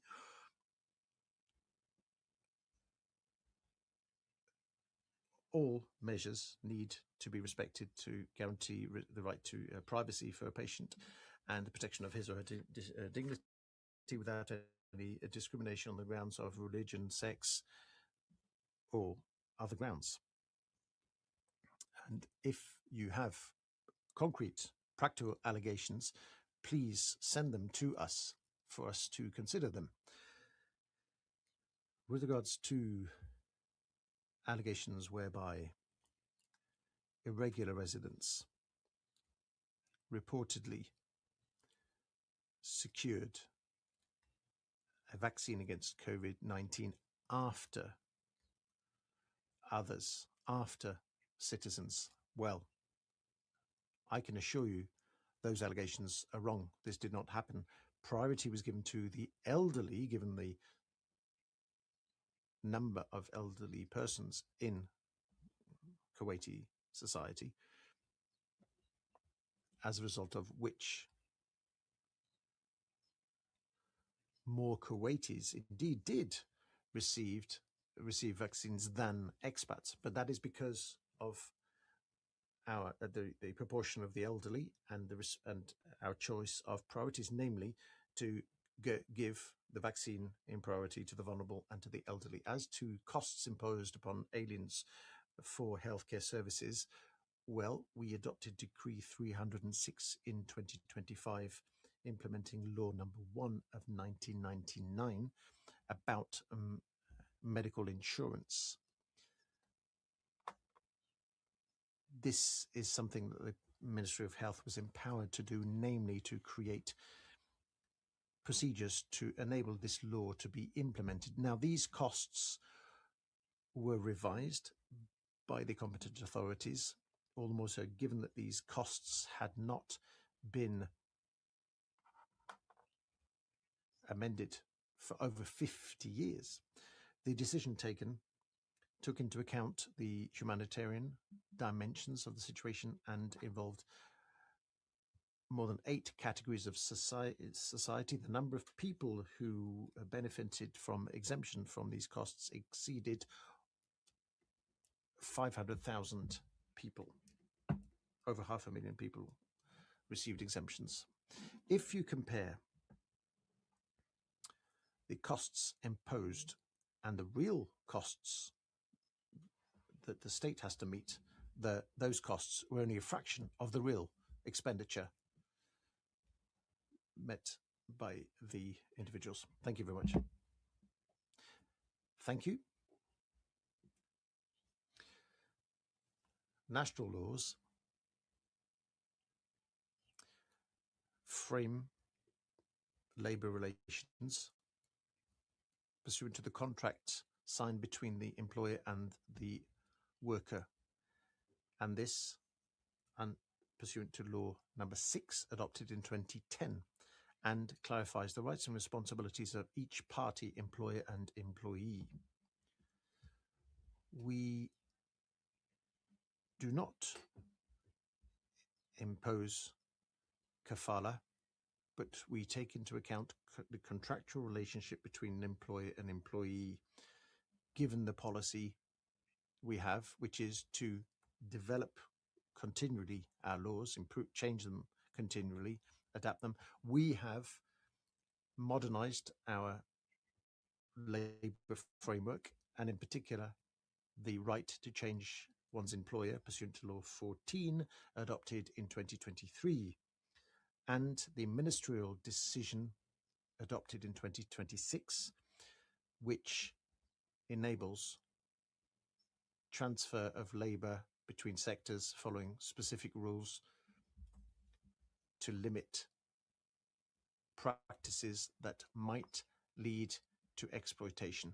We also endeavour to promote the rights of workers. An exceptional measure was adopted in 27,141 workers have availed themselves of this new procedure. This new procedure has enabled us to make our labour market more flexible and to put an end to exploitation or to slow it down. With regards to domestic workers, this category of workers receives particular treatment pursuant to Law 68 adopted in 2015. This framework regulates the rights and duty of contractual parties, and the public authority in charge of the labour force monitors the correct enforcement of this law thanks to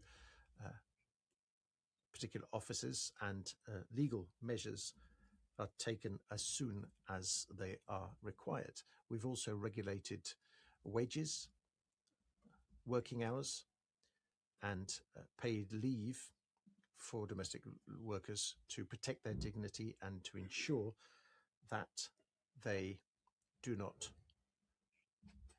perform duties that would threaten their integrity.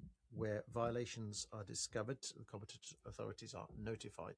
Now, as regards passports, have the right to keep, migrant workers have the right to keep their passports, and the authority in charge of monitoring the labour force have adopted measures to prevent the confiscation of passports where a migrant worker has filed a complaint. When a complaint is filed, the employee is summoned, and the employer is forced to return the passport to the employee. To follow up on what was mentioned by my colleagues with regards to statistics on Law 114 on the residence of foreigners, this is a comprehensive legal framework to protect the rights of workers, including the work in a different sector or non-payment of wages. This could violate human rights of workers, and this would be a breach of Kuwait's international obligations, especially the provisions on prevention of trafficking and forced labor. This also applies to domestic workers, and all actions need to be documented, and the number of complaints recorded with regards to the non-payment of wages from 2025 up to July, 1,361, 2,400 accused, 637 cases were referred to court, 139 cases were retained. The number of convictions was 322 between jail up to 1 year or up to 3 years, and other sentences on fines. The legislator has also condemned the forced labor of a worker in a different sector that is not in accordance with their competencies. And when a foreigner works in a different sector in accordance with the permit, then the employer is punishable. For statistics, the number of cases on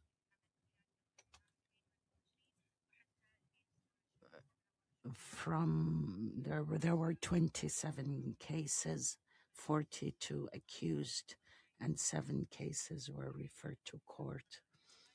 As for the judicial sentences, 3 convictions between jail and fine. The legislator also governs the renewal of permits against any income. The number of cases recorded in this context in the last year, 9 cases, 27 accused, and 4 were referred to the competent court. The sentences were 3 convictions.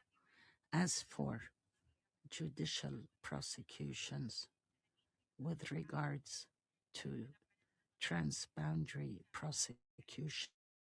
There was one case.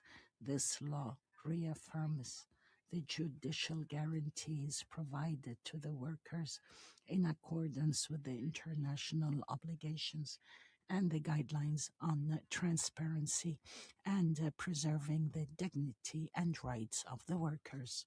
فيما يتعلق بتقييد Thank you. On restrictions on the right to movement.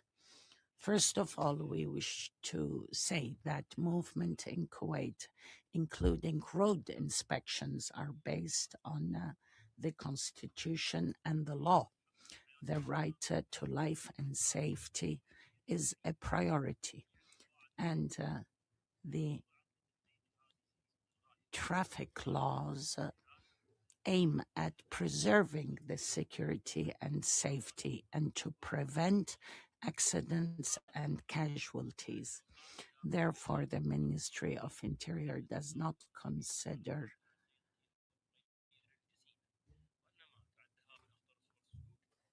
these as infractions or simple infractions, but a threat to life and safety.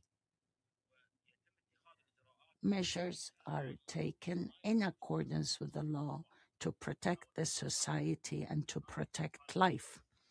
The infractions lead to the necessary measures in accordance with the law, regardless of sex, color, citizenship, or status. As for administrative deportation, it is in accordance with the law in order to protect public order and public interest. The supervision may differ from state to state. Administrative deportation is not based on ethnic or racial origin, but is based on objective legal measures that are based on the behavior and its repercussion on the society. Therefore, the different status between the citizen and the foreigner is not a discrimination, but a difference in the implementation of the applicable law, and that in accordance with the sovereignty of the state. Administrative deportation is only in grave cases. After careful consideration, there is no targeting of a particular group or nationality. Thank you.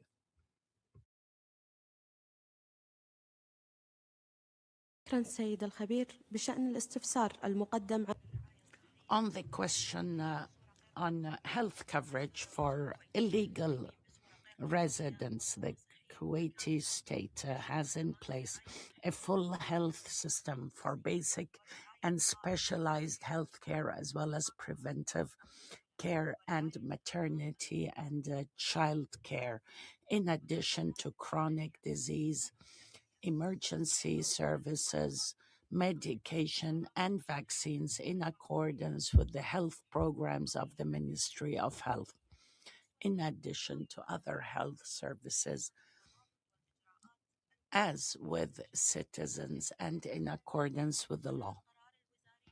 Ministerial Decision 68 was issued in 2011 that has waived any fees for illegal foreigners, and this includes medical centers, hospitals, laboratory analyses, and medication. This reflects Kuwait's commitment to provide health care without having a financial burden. The state of Kuwait shoulders very heavy financial responsibility to preserve health care to all beneficiaries in accordance with the law. Thank you.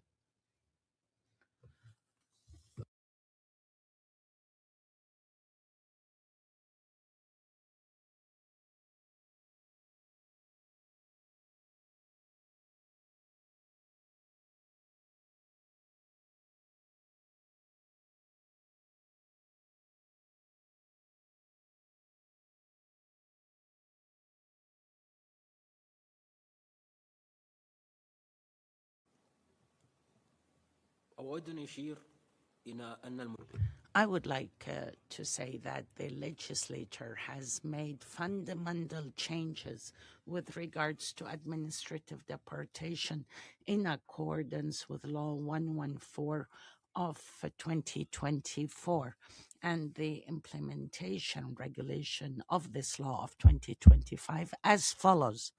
The authority to issue a deportation order is between the hands of the Minister of Interior, and the issues related to work were codified, and that in accordance with the law, there is a stipulation that administrative deportation is if he changes work without authorization. This is a detail that is not found in the previous law.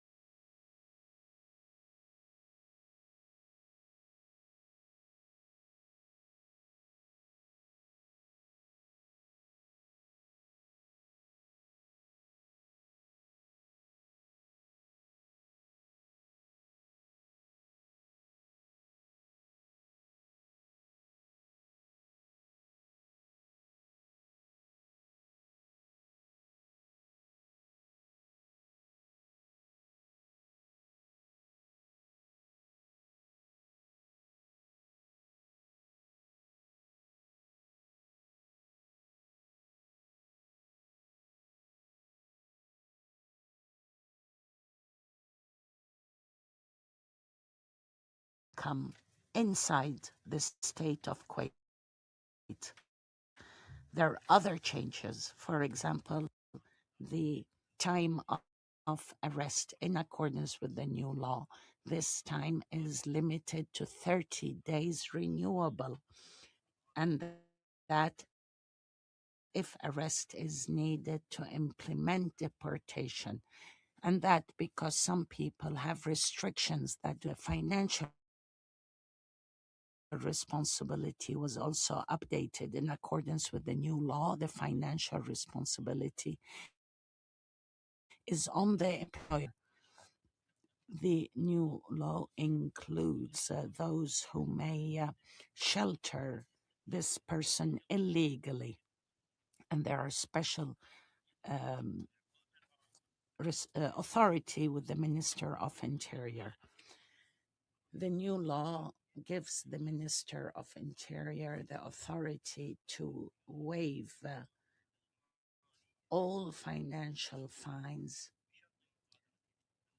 on the condition that the person leaves the territory.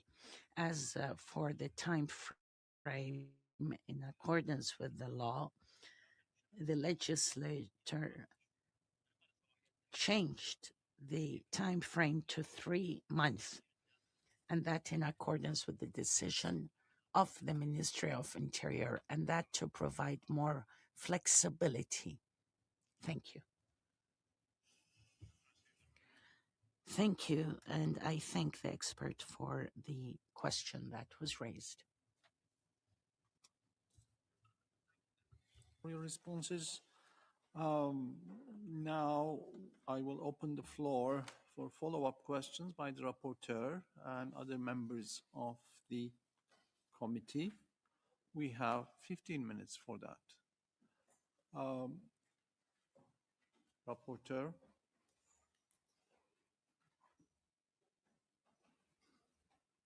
Monsieur Guisset. Merci beaucoup, Monsieur le Président. Monsieur le Président, je remercie Thank you very much, Chair. And I would like to thank the delegation for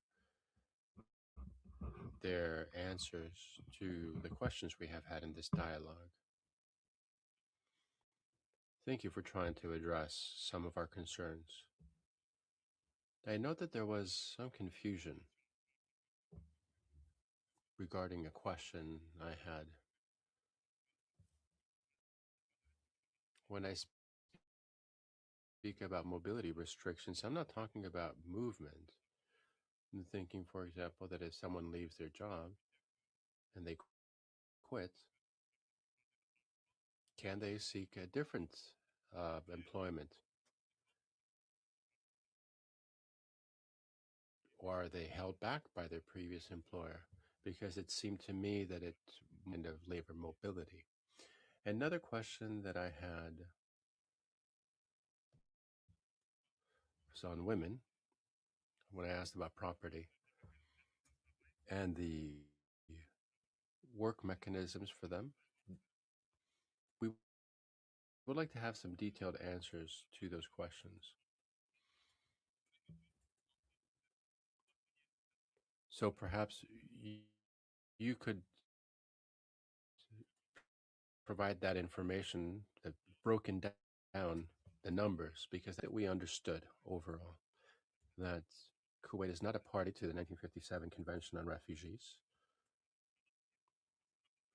And so that's what it says in the report, given that there are no refugees or asylum seekers. So the delegation could help me understand this. Does it mean that there are no asylum seekers or refugees in Kuwait? None? I'd like to understand this. Perhaps if there are no requests for asylum or refugee status, doesn't necessarily mean that there are none.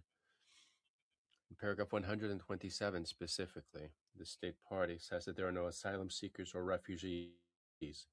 So there's no convention on refugees. We'd like to have some clarification. Convention, they benefit from international protection. And granted, this is a particular regional context, and it was recalled by the ambassador. But I think it's an important point to raise. Are there other types of asylum requests and refugee requests? Is it illegal? The report says that there are 85,000 illegal residents.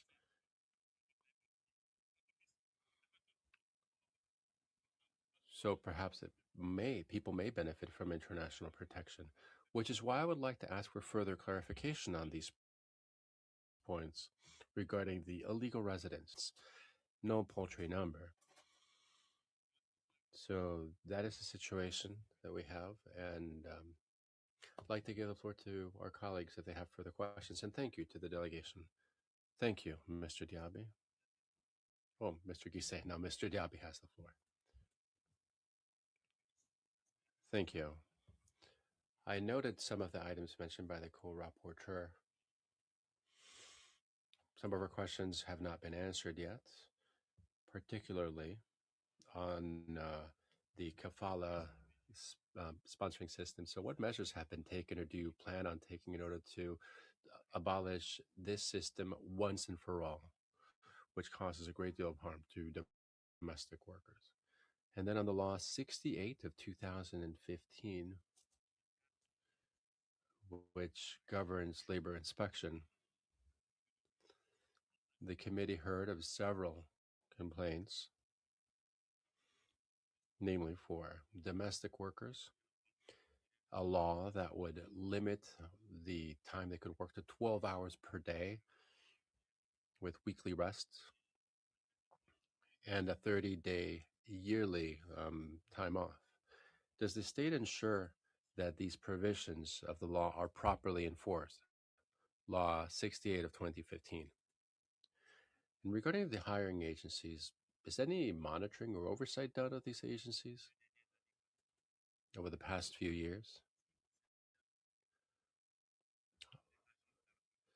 How closely do you look into these agencies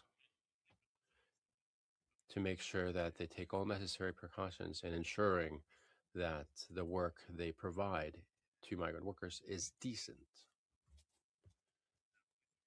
And still on conflict settlement, conflicts that may arise, for example, non-payment of wages, abuse, or abusive contracts. Do you have any data that you could share with us on this? Are there any mechanisms to settle these points? Still, on assistance to migrants,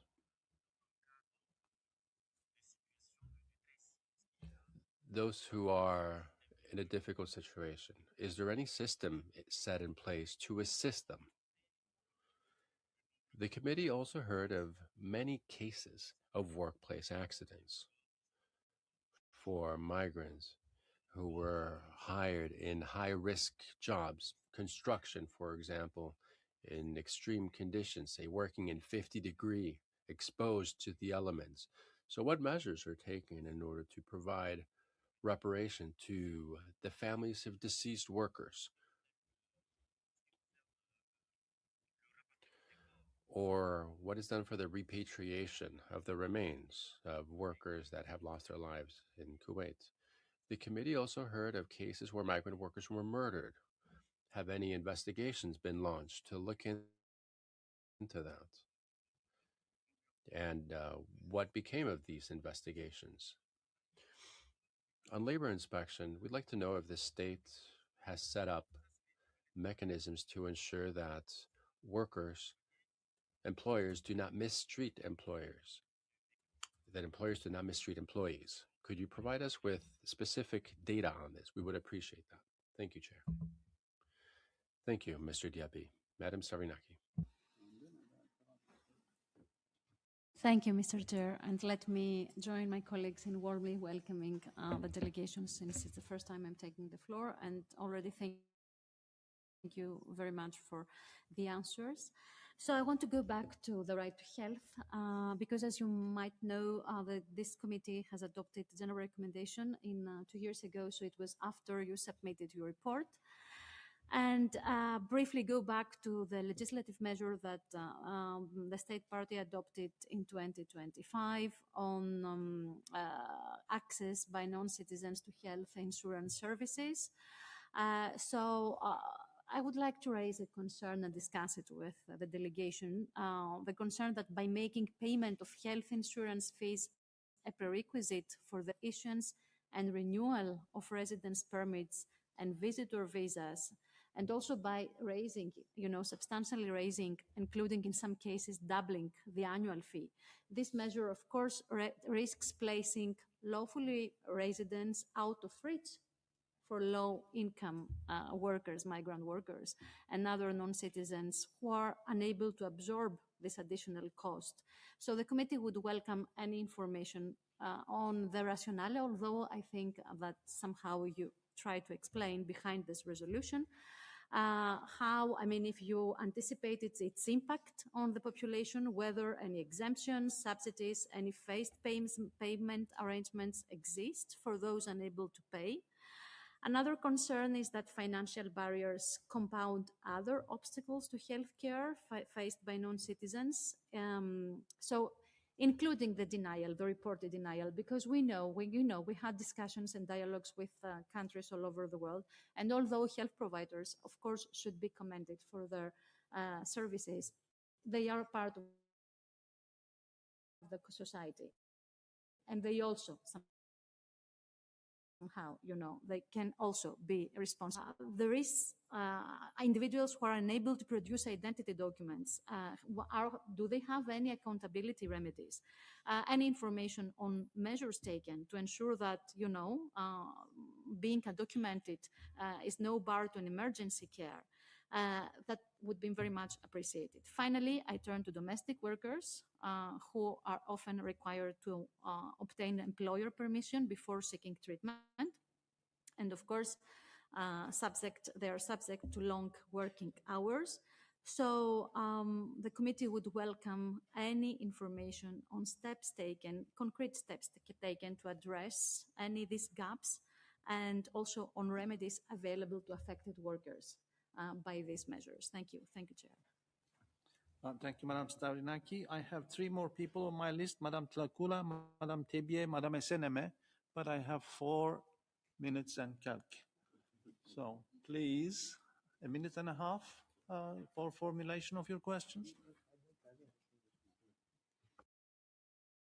I'll try, Chair, but not promising.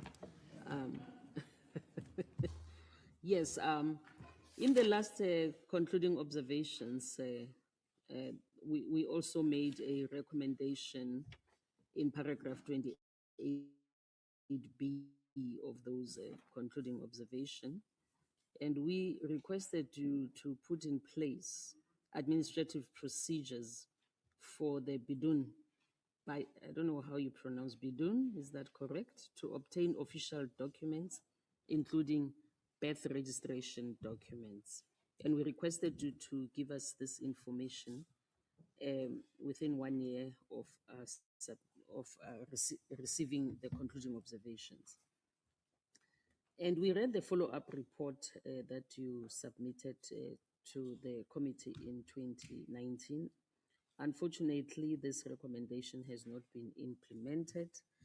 And following the receipt of that follow-up report from you, we then wrote back to you and we said the following: while welcoming information on some measures taken to allow civil registration and issuance of official documents, including birth and death certificates to illegal residents, the committee remains concerned that the bidun are referred to as illegal residents or non-Kuwaiti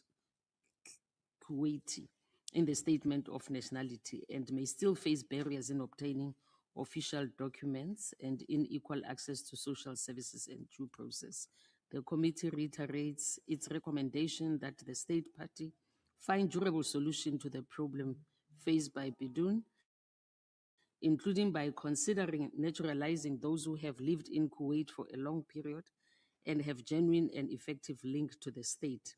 It also recommended that the state party should ensure effective administrative procedures for the provision of official documents to the bidun and ensure equal access by the bidun to social services and due process. The committee requested that you should provide this information in the next periodic report. We have looked at the periodic report that you have submitted, the one that's under consideration, and we looked at in particular the information that you provided in paragraphs 89 to 93 of the current report. Unfortunately, that the paragraphs do not include the information that we requested because they are very general in nature. Therefore, it will assist if you can provide us with statistics on the bidun who have been given official documents, including birth certificates, from 2019, when these concluding observations and when this recommendation was made. And if you don't have the stats now, you can provide us later. Thank you. Thank you, Madam Tlakula. Madam Tebie. Merci. Thank you, Chair. I would also like to extend a cordial welcome to the distinguished delegation of Kuwait. And I'd like to ask a question about insurance for foreigners. In December 2025, they standardized and actually increased requirements for foreigner insurance. Has the state party assessed whether doubling the annual compulsory insurance went from 50 to 100 dinar for foreigners has had a disproportionate impact on non-citizens?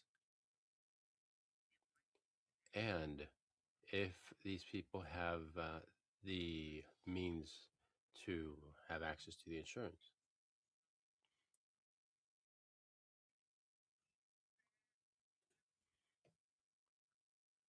This takes me to something that the co-rapporteur mentioned. It's about women. The report asserted that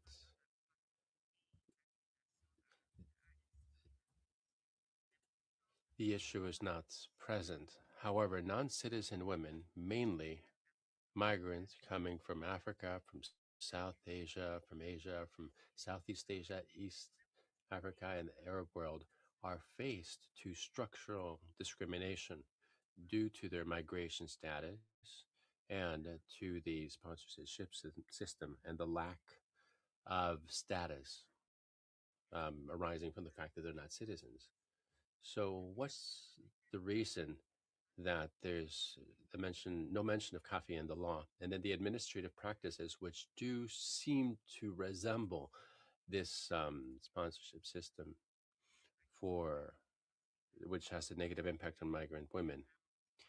In considering the opinion of the sponsor, what practices are set up in order to protect migrant women from abuse that arises to their assignment to a sponsor? Say if their documents are confiscated, if their movement is restricted, or if there's unilateral breaking of the work contract.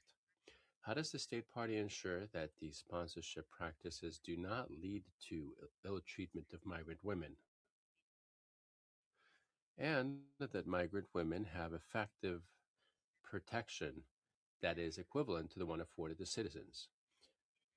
What safe, accessible mechanisms are made available to migrant women so that they can report violations of abusive sponsorship or migration status or nationality-based discrimination?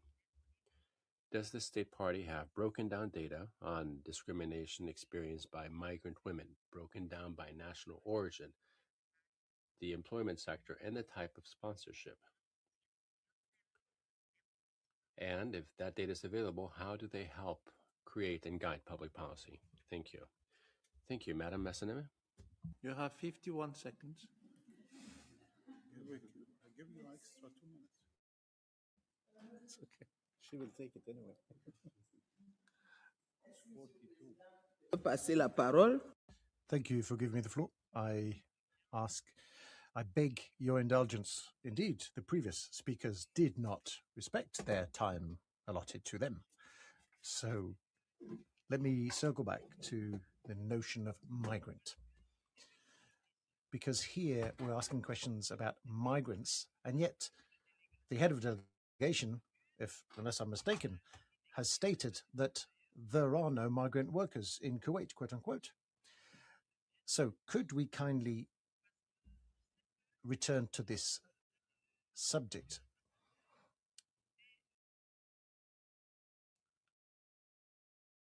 I don't know if the ambassador knows what the Committee for the Protection of the Rights of All Migrant Workers and their Family Members, the ICRMW, adopted in 2025, namely the recommendation / observation number 38 on guidelines, general guidelines on the elimination of xenophobia against migrants and other persons perceived as being migrants. In paragraph 8 of that general recommendation, observation, general recommendation, there is a definition of a migrant, which I'm going to read to you now. The term migrant is to be understood as describing all persons leaving their country of origin and who cross an international border in order to settle temporarily or definitively in another country. It applies regardless of the reason for the departure, the status of in the country of transit or destination, end of quote. Now, given that we have this definition, that it exists, can the delegation of Kuwait tell us in what category Kuwait classifies those aliens who work in Kuwait with a work contract who are not Kuwaitis? That is my question. Thank you, Chair. Merci, Madame Messeneme. I will immediately turn to the delegation for the replies. You have 23 minutes, as you have given 2 to me. 23 minutes. Thank you, Mr. Chairman. شكرا سيد الرئيس. أشكر السيد. Thank you, Chair. I would like to thank the experts for their questions. May I begin with the last question, which was about migrants. I'm a jurist myself, and from what I know, I mean, my knowledge is admittedly limited, but under international law, there is no single unified official definition of a migrant. There are several, in fact, definitions of what a migrant is. In Kuwait, we speak of a workforce who've signed a contract. So there's a contract between the employer and the employee. Now this workforce, this labor force, is only provisionally in Kuwait and not permanently established in Kuwait.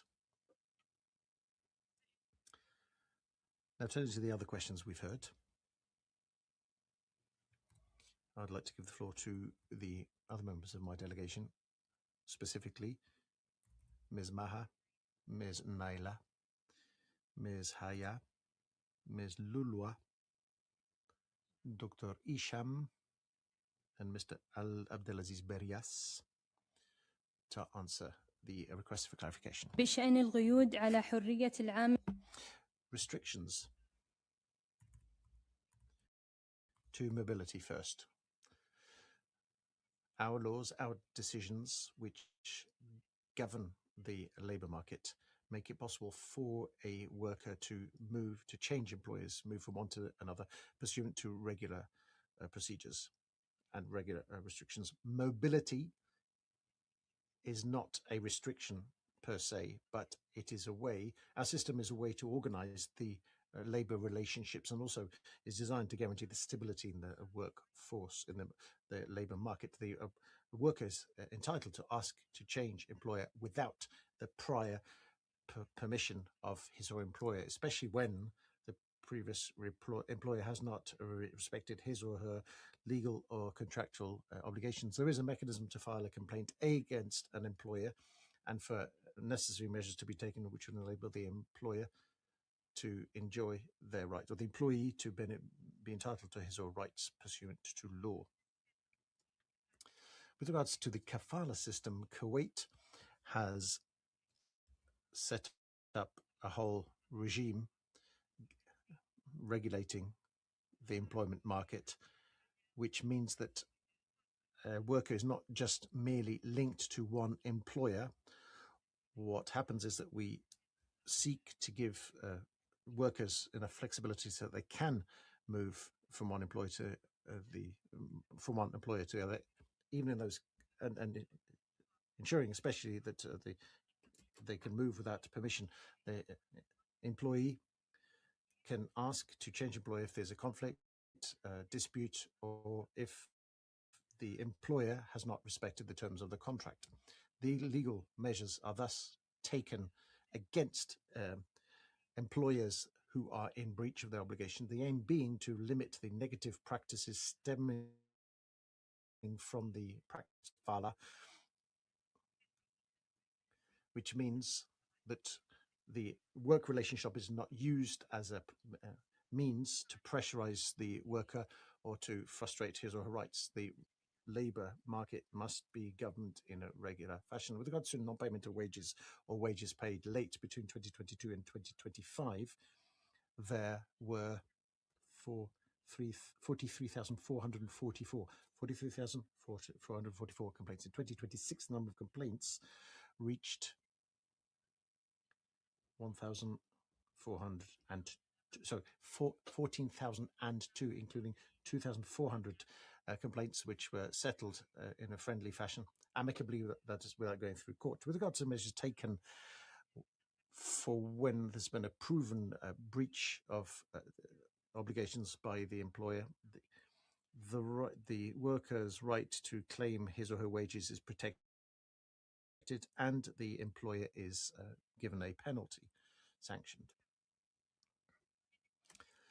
If an employer has failed to pay wages, the employer must pay the wages, even if that happens late.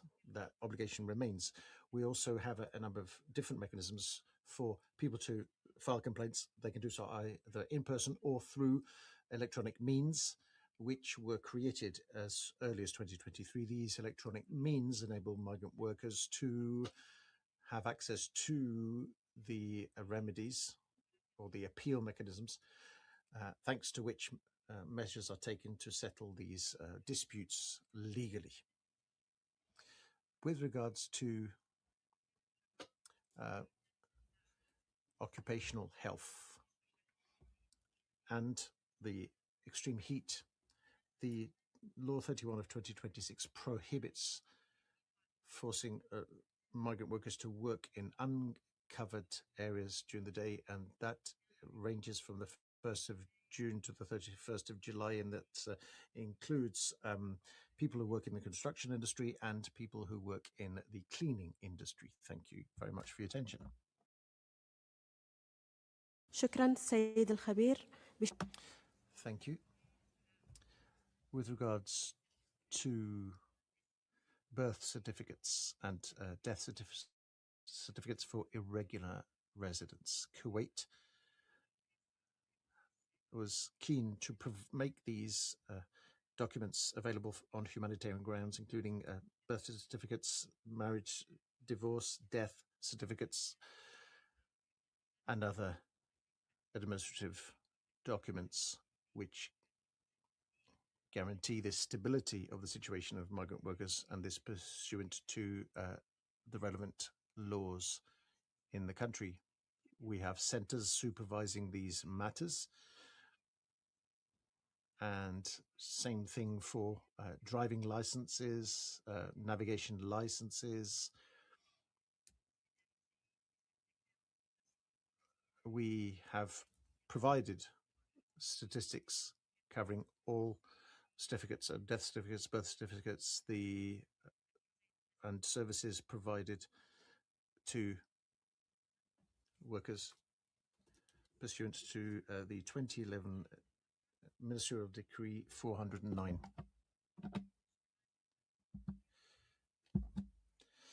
Now, as to the refugees, we do not have a particular provision governing refugees. Asylum seekers are not dealt with in Kuwait. All categories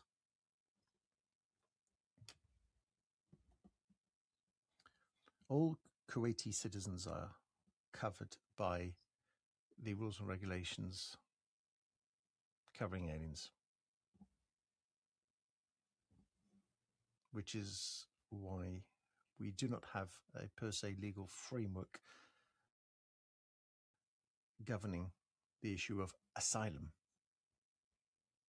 be it at constitutional level or be it at national legislation level. We are not indeed party to the UN Convention on Refugees and its additional protocols. Residents in Kuwait are subject to the law on the residency of aliens. If a residency is legal, that is. As for political asylum and humanitarian asylum, these categories are governed by the constitution. The extradition of political refugees is prohibited in Kuwait. We do not do not allow extradition of intellectuals, political extradition into us in Kuwait, and of course, neither are we an asylum country. Thank you for your question about non-payment of their wages to employees. As I was saying, the law criminalizes the non-payment of wages.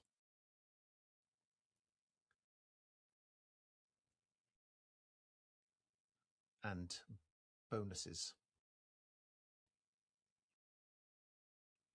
The state of Kuwait is making efforts through the Ministry of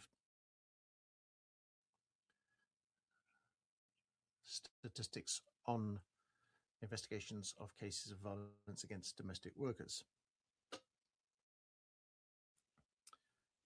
the aim is to define the nature of these acts perpetrated against domestic workers, female domestic workers in particular.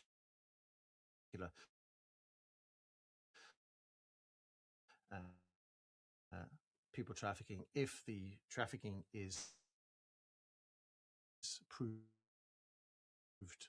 to have occurred, the public prosecutor is force in this crime dealt with pursuant to the relevant laws. And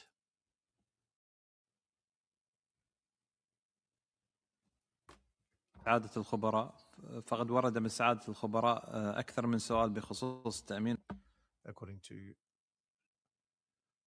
depending on the violation, the appropriate measures are taken. After the enactment of the edition 306 of 2025, December 25, that is law number 1 of 1999, makes it possible to provide to aliens medical care. The amendments to that law 1 of 1999 are not based on any kind of distinction on the grounds of sex, origin, or any other consideration, but are based rather on objective conditions. Care is provided in public institutions. The health insurance system is not a new system. In fact, it was created in 1999, which is why the implementation decree of that relevant law only spells out the cost of the insurance pursuant to the public health guarantees invoiced. These are symbolic costs to guarantee quality of services and to streamline consumption without hampering social justice or excluding people from the right to health care provision by the alien workers normally falls on the shoulders of the employer. The employer must guarantee to the employees medical insurance throughout their residency in Kuwait. The insurance costs, once again, are symbolic and much below what it costs to actually provide those services by the state. In the year 2000, the Kuwaiti dinar was much higher than it is now, and according to taking into account in international inflation rates, the costs in the medical sector have increasingly risen, which is why when we take into account inflation over the last 15 years, these costs have no negative impact on the pocket of the migrant workers. Their contribution is, once again, a symbolic contribution and does not amount to a significant financial burden for the alien workers. The state of Kuwait provides sophisticated medical services, and once again, the costs paid by the workers only covers a fraction of what the state spends. So the costs imposed are merely a symbolic contribution enabling migrant workers to have access to health treatment. The implementation text did not take into account the benefits enjoyed by the migrant workers, that is, benefit of the health services provided by the government, which is why the implementation text established a link between residence and medical insurance in order to guarantee migrant workers this medical insurance throughout their stay. There are several exemptions. Family or humanitarian considerations come into play. These exemptions cover several categories, including irregular residents, including the children of aliens, including also domestic workers, inter alia. There are many others, which is why the implementation text of Decision 306 adopted in 2025 is a mere procedure designed to guarantee access to health services, is not designed in any way to deprive individuals from medical services. بأنه لا يوجد أي تمييز. The state of Kuwait underscores that there are no racial discriminations. There is no racial discrimination against domestic workers. It can happen in Kuwait that the authorities suspend the import of, or the arrival of some migrant workers from some states for specific reasons, but as soon as these reasons no longer apply, then the doors are reopened to those workers from those states pursuant to national rules and standards in order to preserve the security of the country. بالنسبة للاستفسار Can I answer the question put by the expert on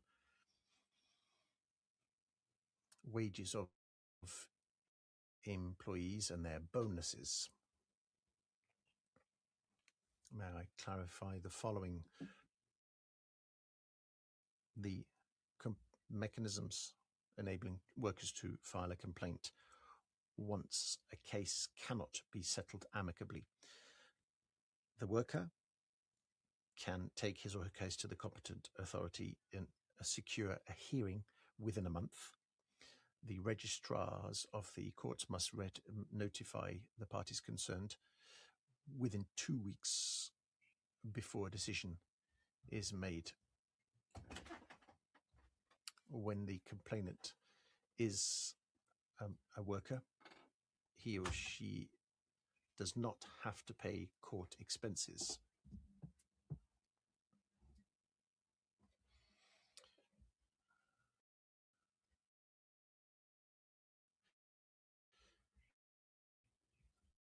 The residency of the migrant worker, their rights are given to them.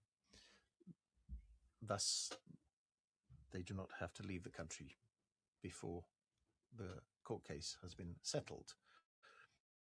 We've included in the report some statistics related to working complainants who did not have to pay their court fees when a prosecution took place. We guarantee access to justice to workers, enabling them to understand the legal proceedings. Thus, Decision 64 was adopted in 2026, more specifically on the 6th of July this year.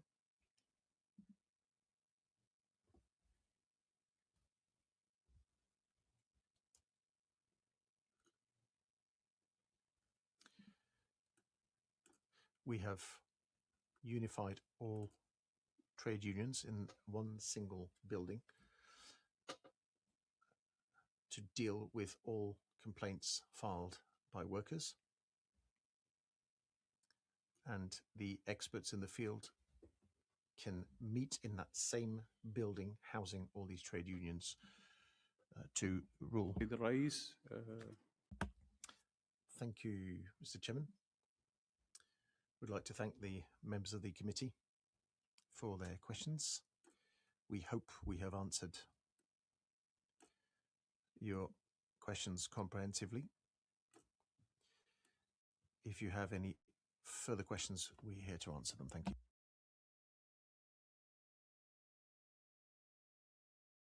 Very much. We have 3 more minutes, according to our clock here. I might have misunderstood something that you have said. You said the Kuwait would not deport asylum seekers or refugees, but at the same time, you do not give the status of refugees to anyone. So, Deport, yeah, it's according to the constitutions. If we have political refugees, okay, can you yeah. microphone, please? It's of course, as my colleague already explained, that we don't have this kind of mechanism, or we don't have this law which organize the situation of the refugees. So we are not a country of receiving refugees, first of all. But according to the constitutions, we see that the refugees who've been there, we cannot deport them if there are, if we have somebody, but we don't. So you decide on the basis of self-declaration that somebody is refugee? Not really, because it's according, we cannot, it's according to the international law, we cannot give anybody who haven't been threatened. This is the circle up there. Okay. But we don't have a refugees anyway. Okay. Thank you. Any other issues that you want to raise? We still have a minute and a half. Both of us. There you go.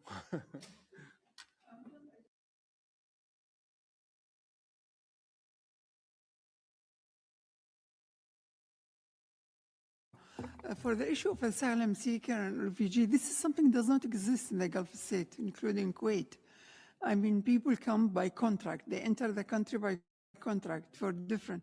So that concept, I know it's part of our agreement, but it does not exist. So that's why they are trying to explain to you that we don't have this.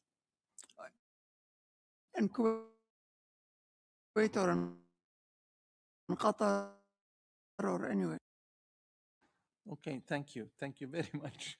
So that, you know, non-deportation, if ever. Okay, thank you. Thank you. Yes.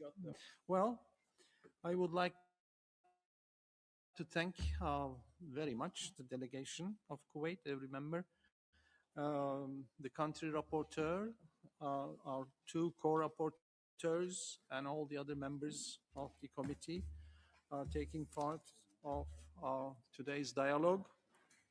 We will continue tomorrow morning. The committee will address the country task force in segments 3 and 4. The segment 3 is on statelessness and multiple and intersectional forms of discrimination. Segment 4, the Convention in Domestic Law and the legal, institutional, and policy framework for its implementation. This is a continuation of today's discussion. Situation of human rights defenders, access to justice, and intolerance. So we have a loaded program again tomorrow morning. I wish you a very good evening, and I declare the 3227th meeting closed. See you tomorrow.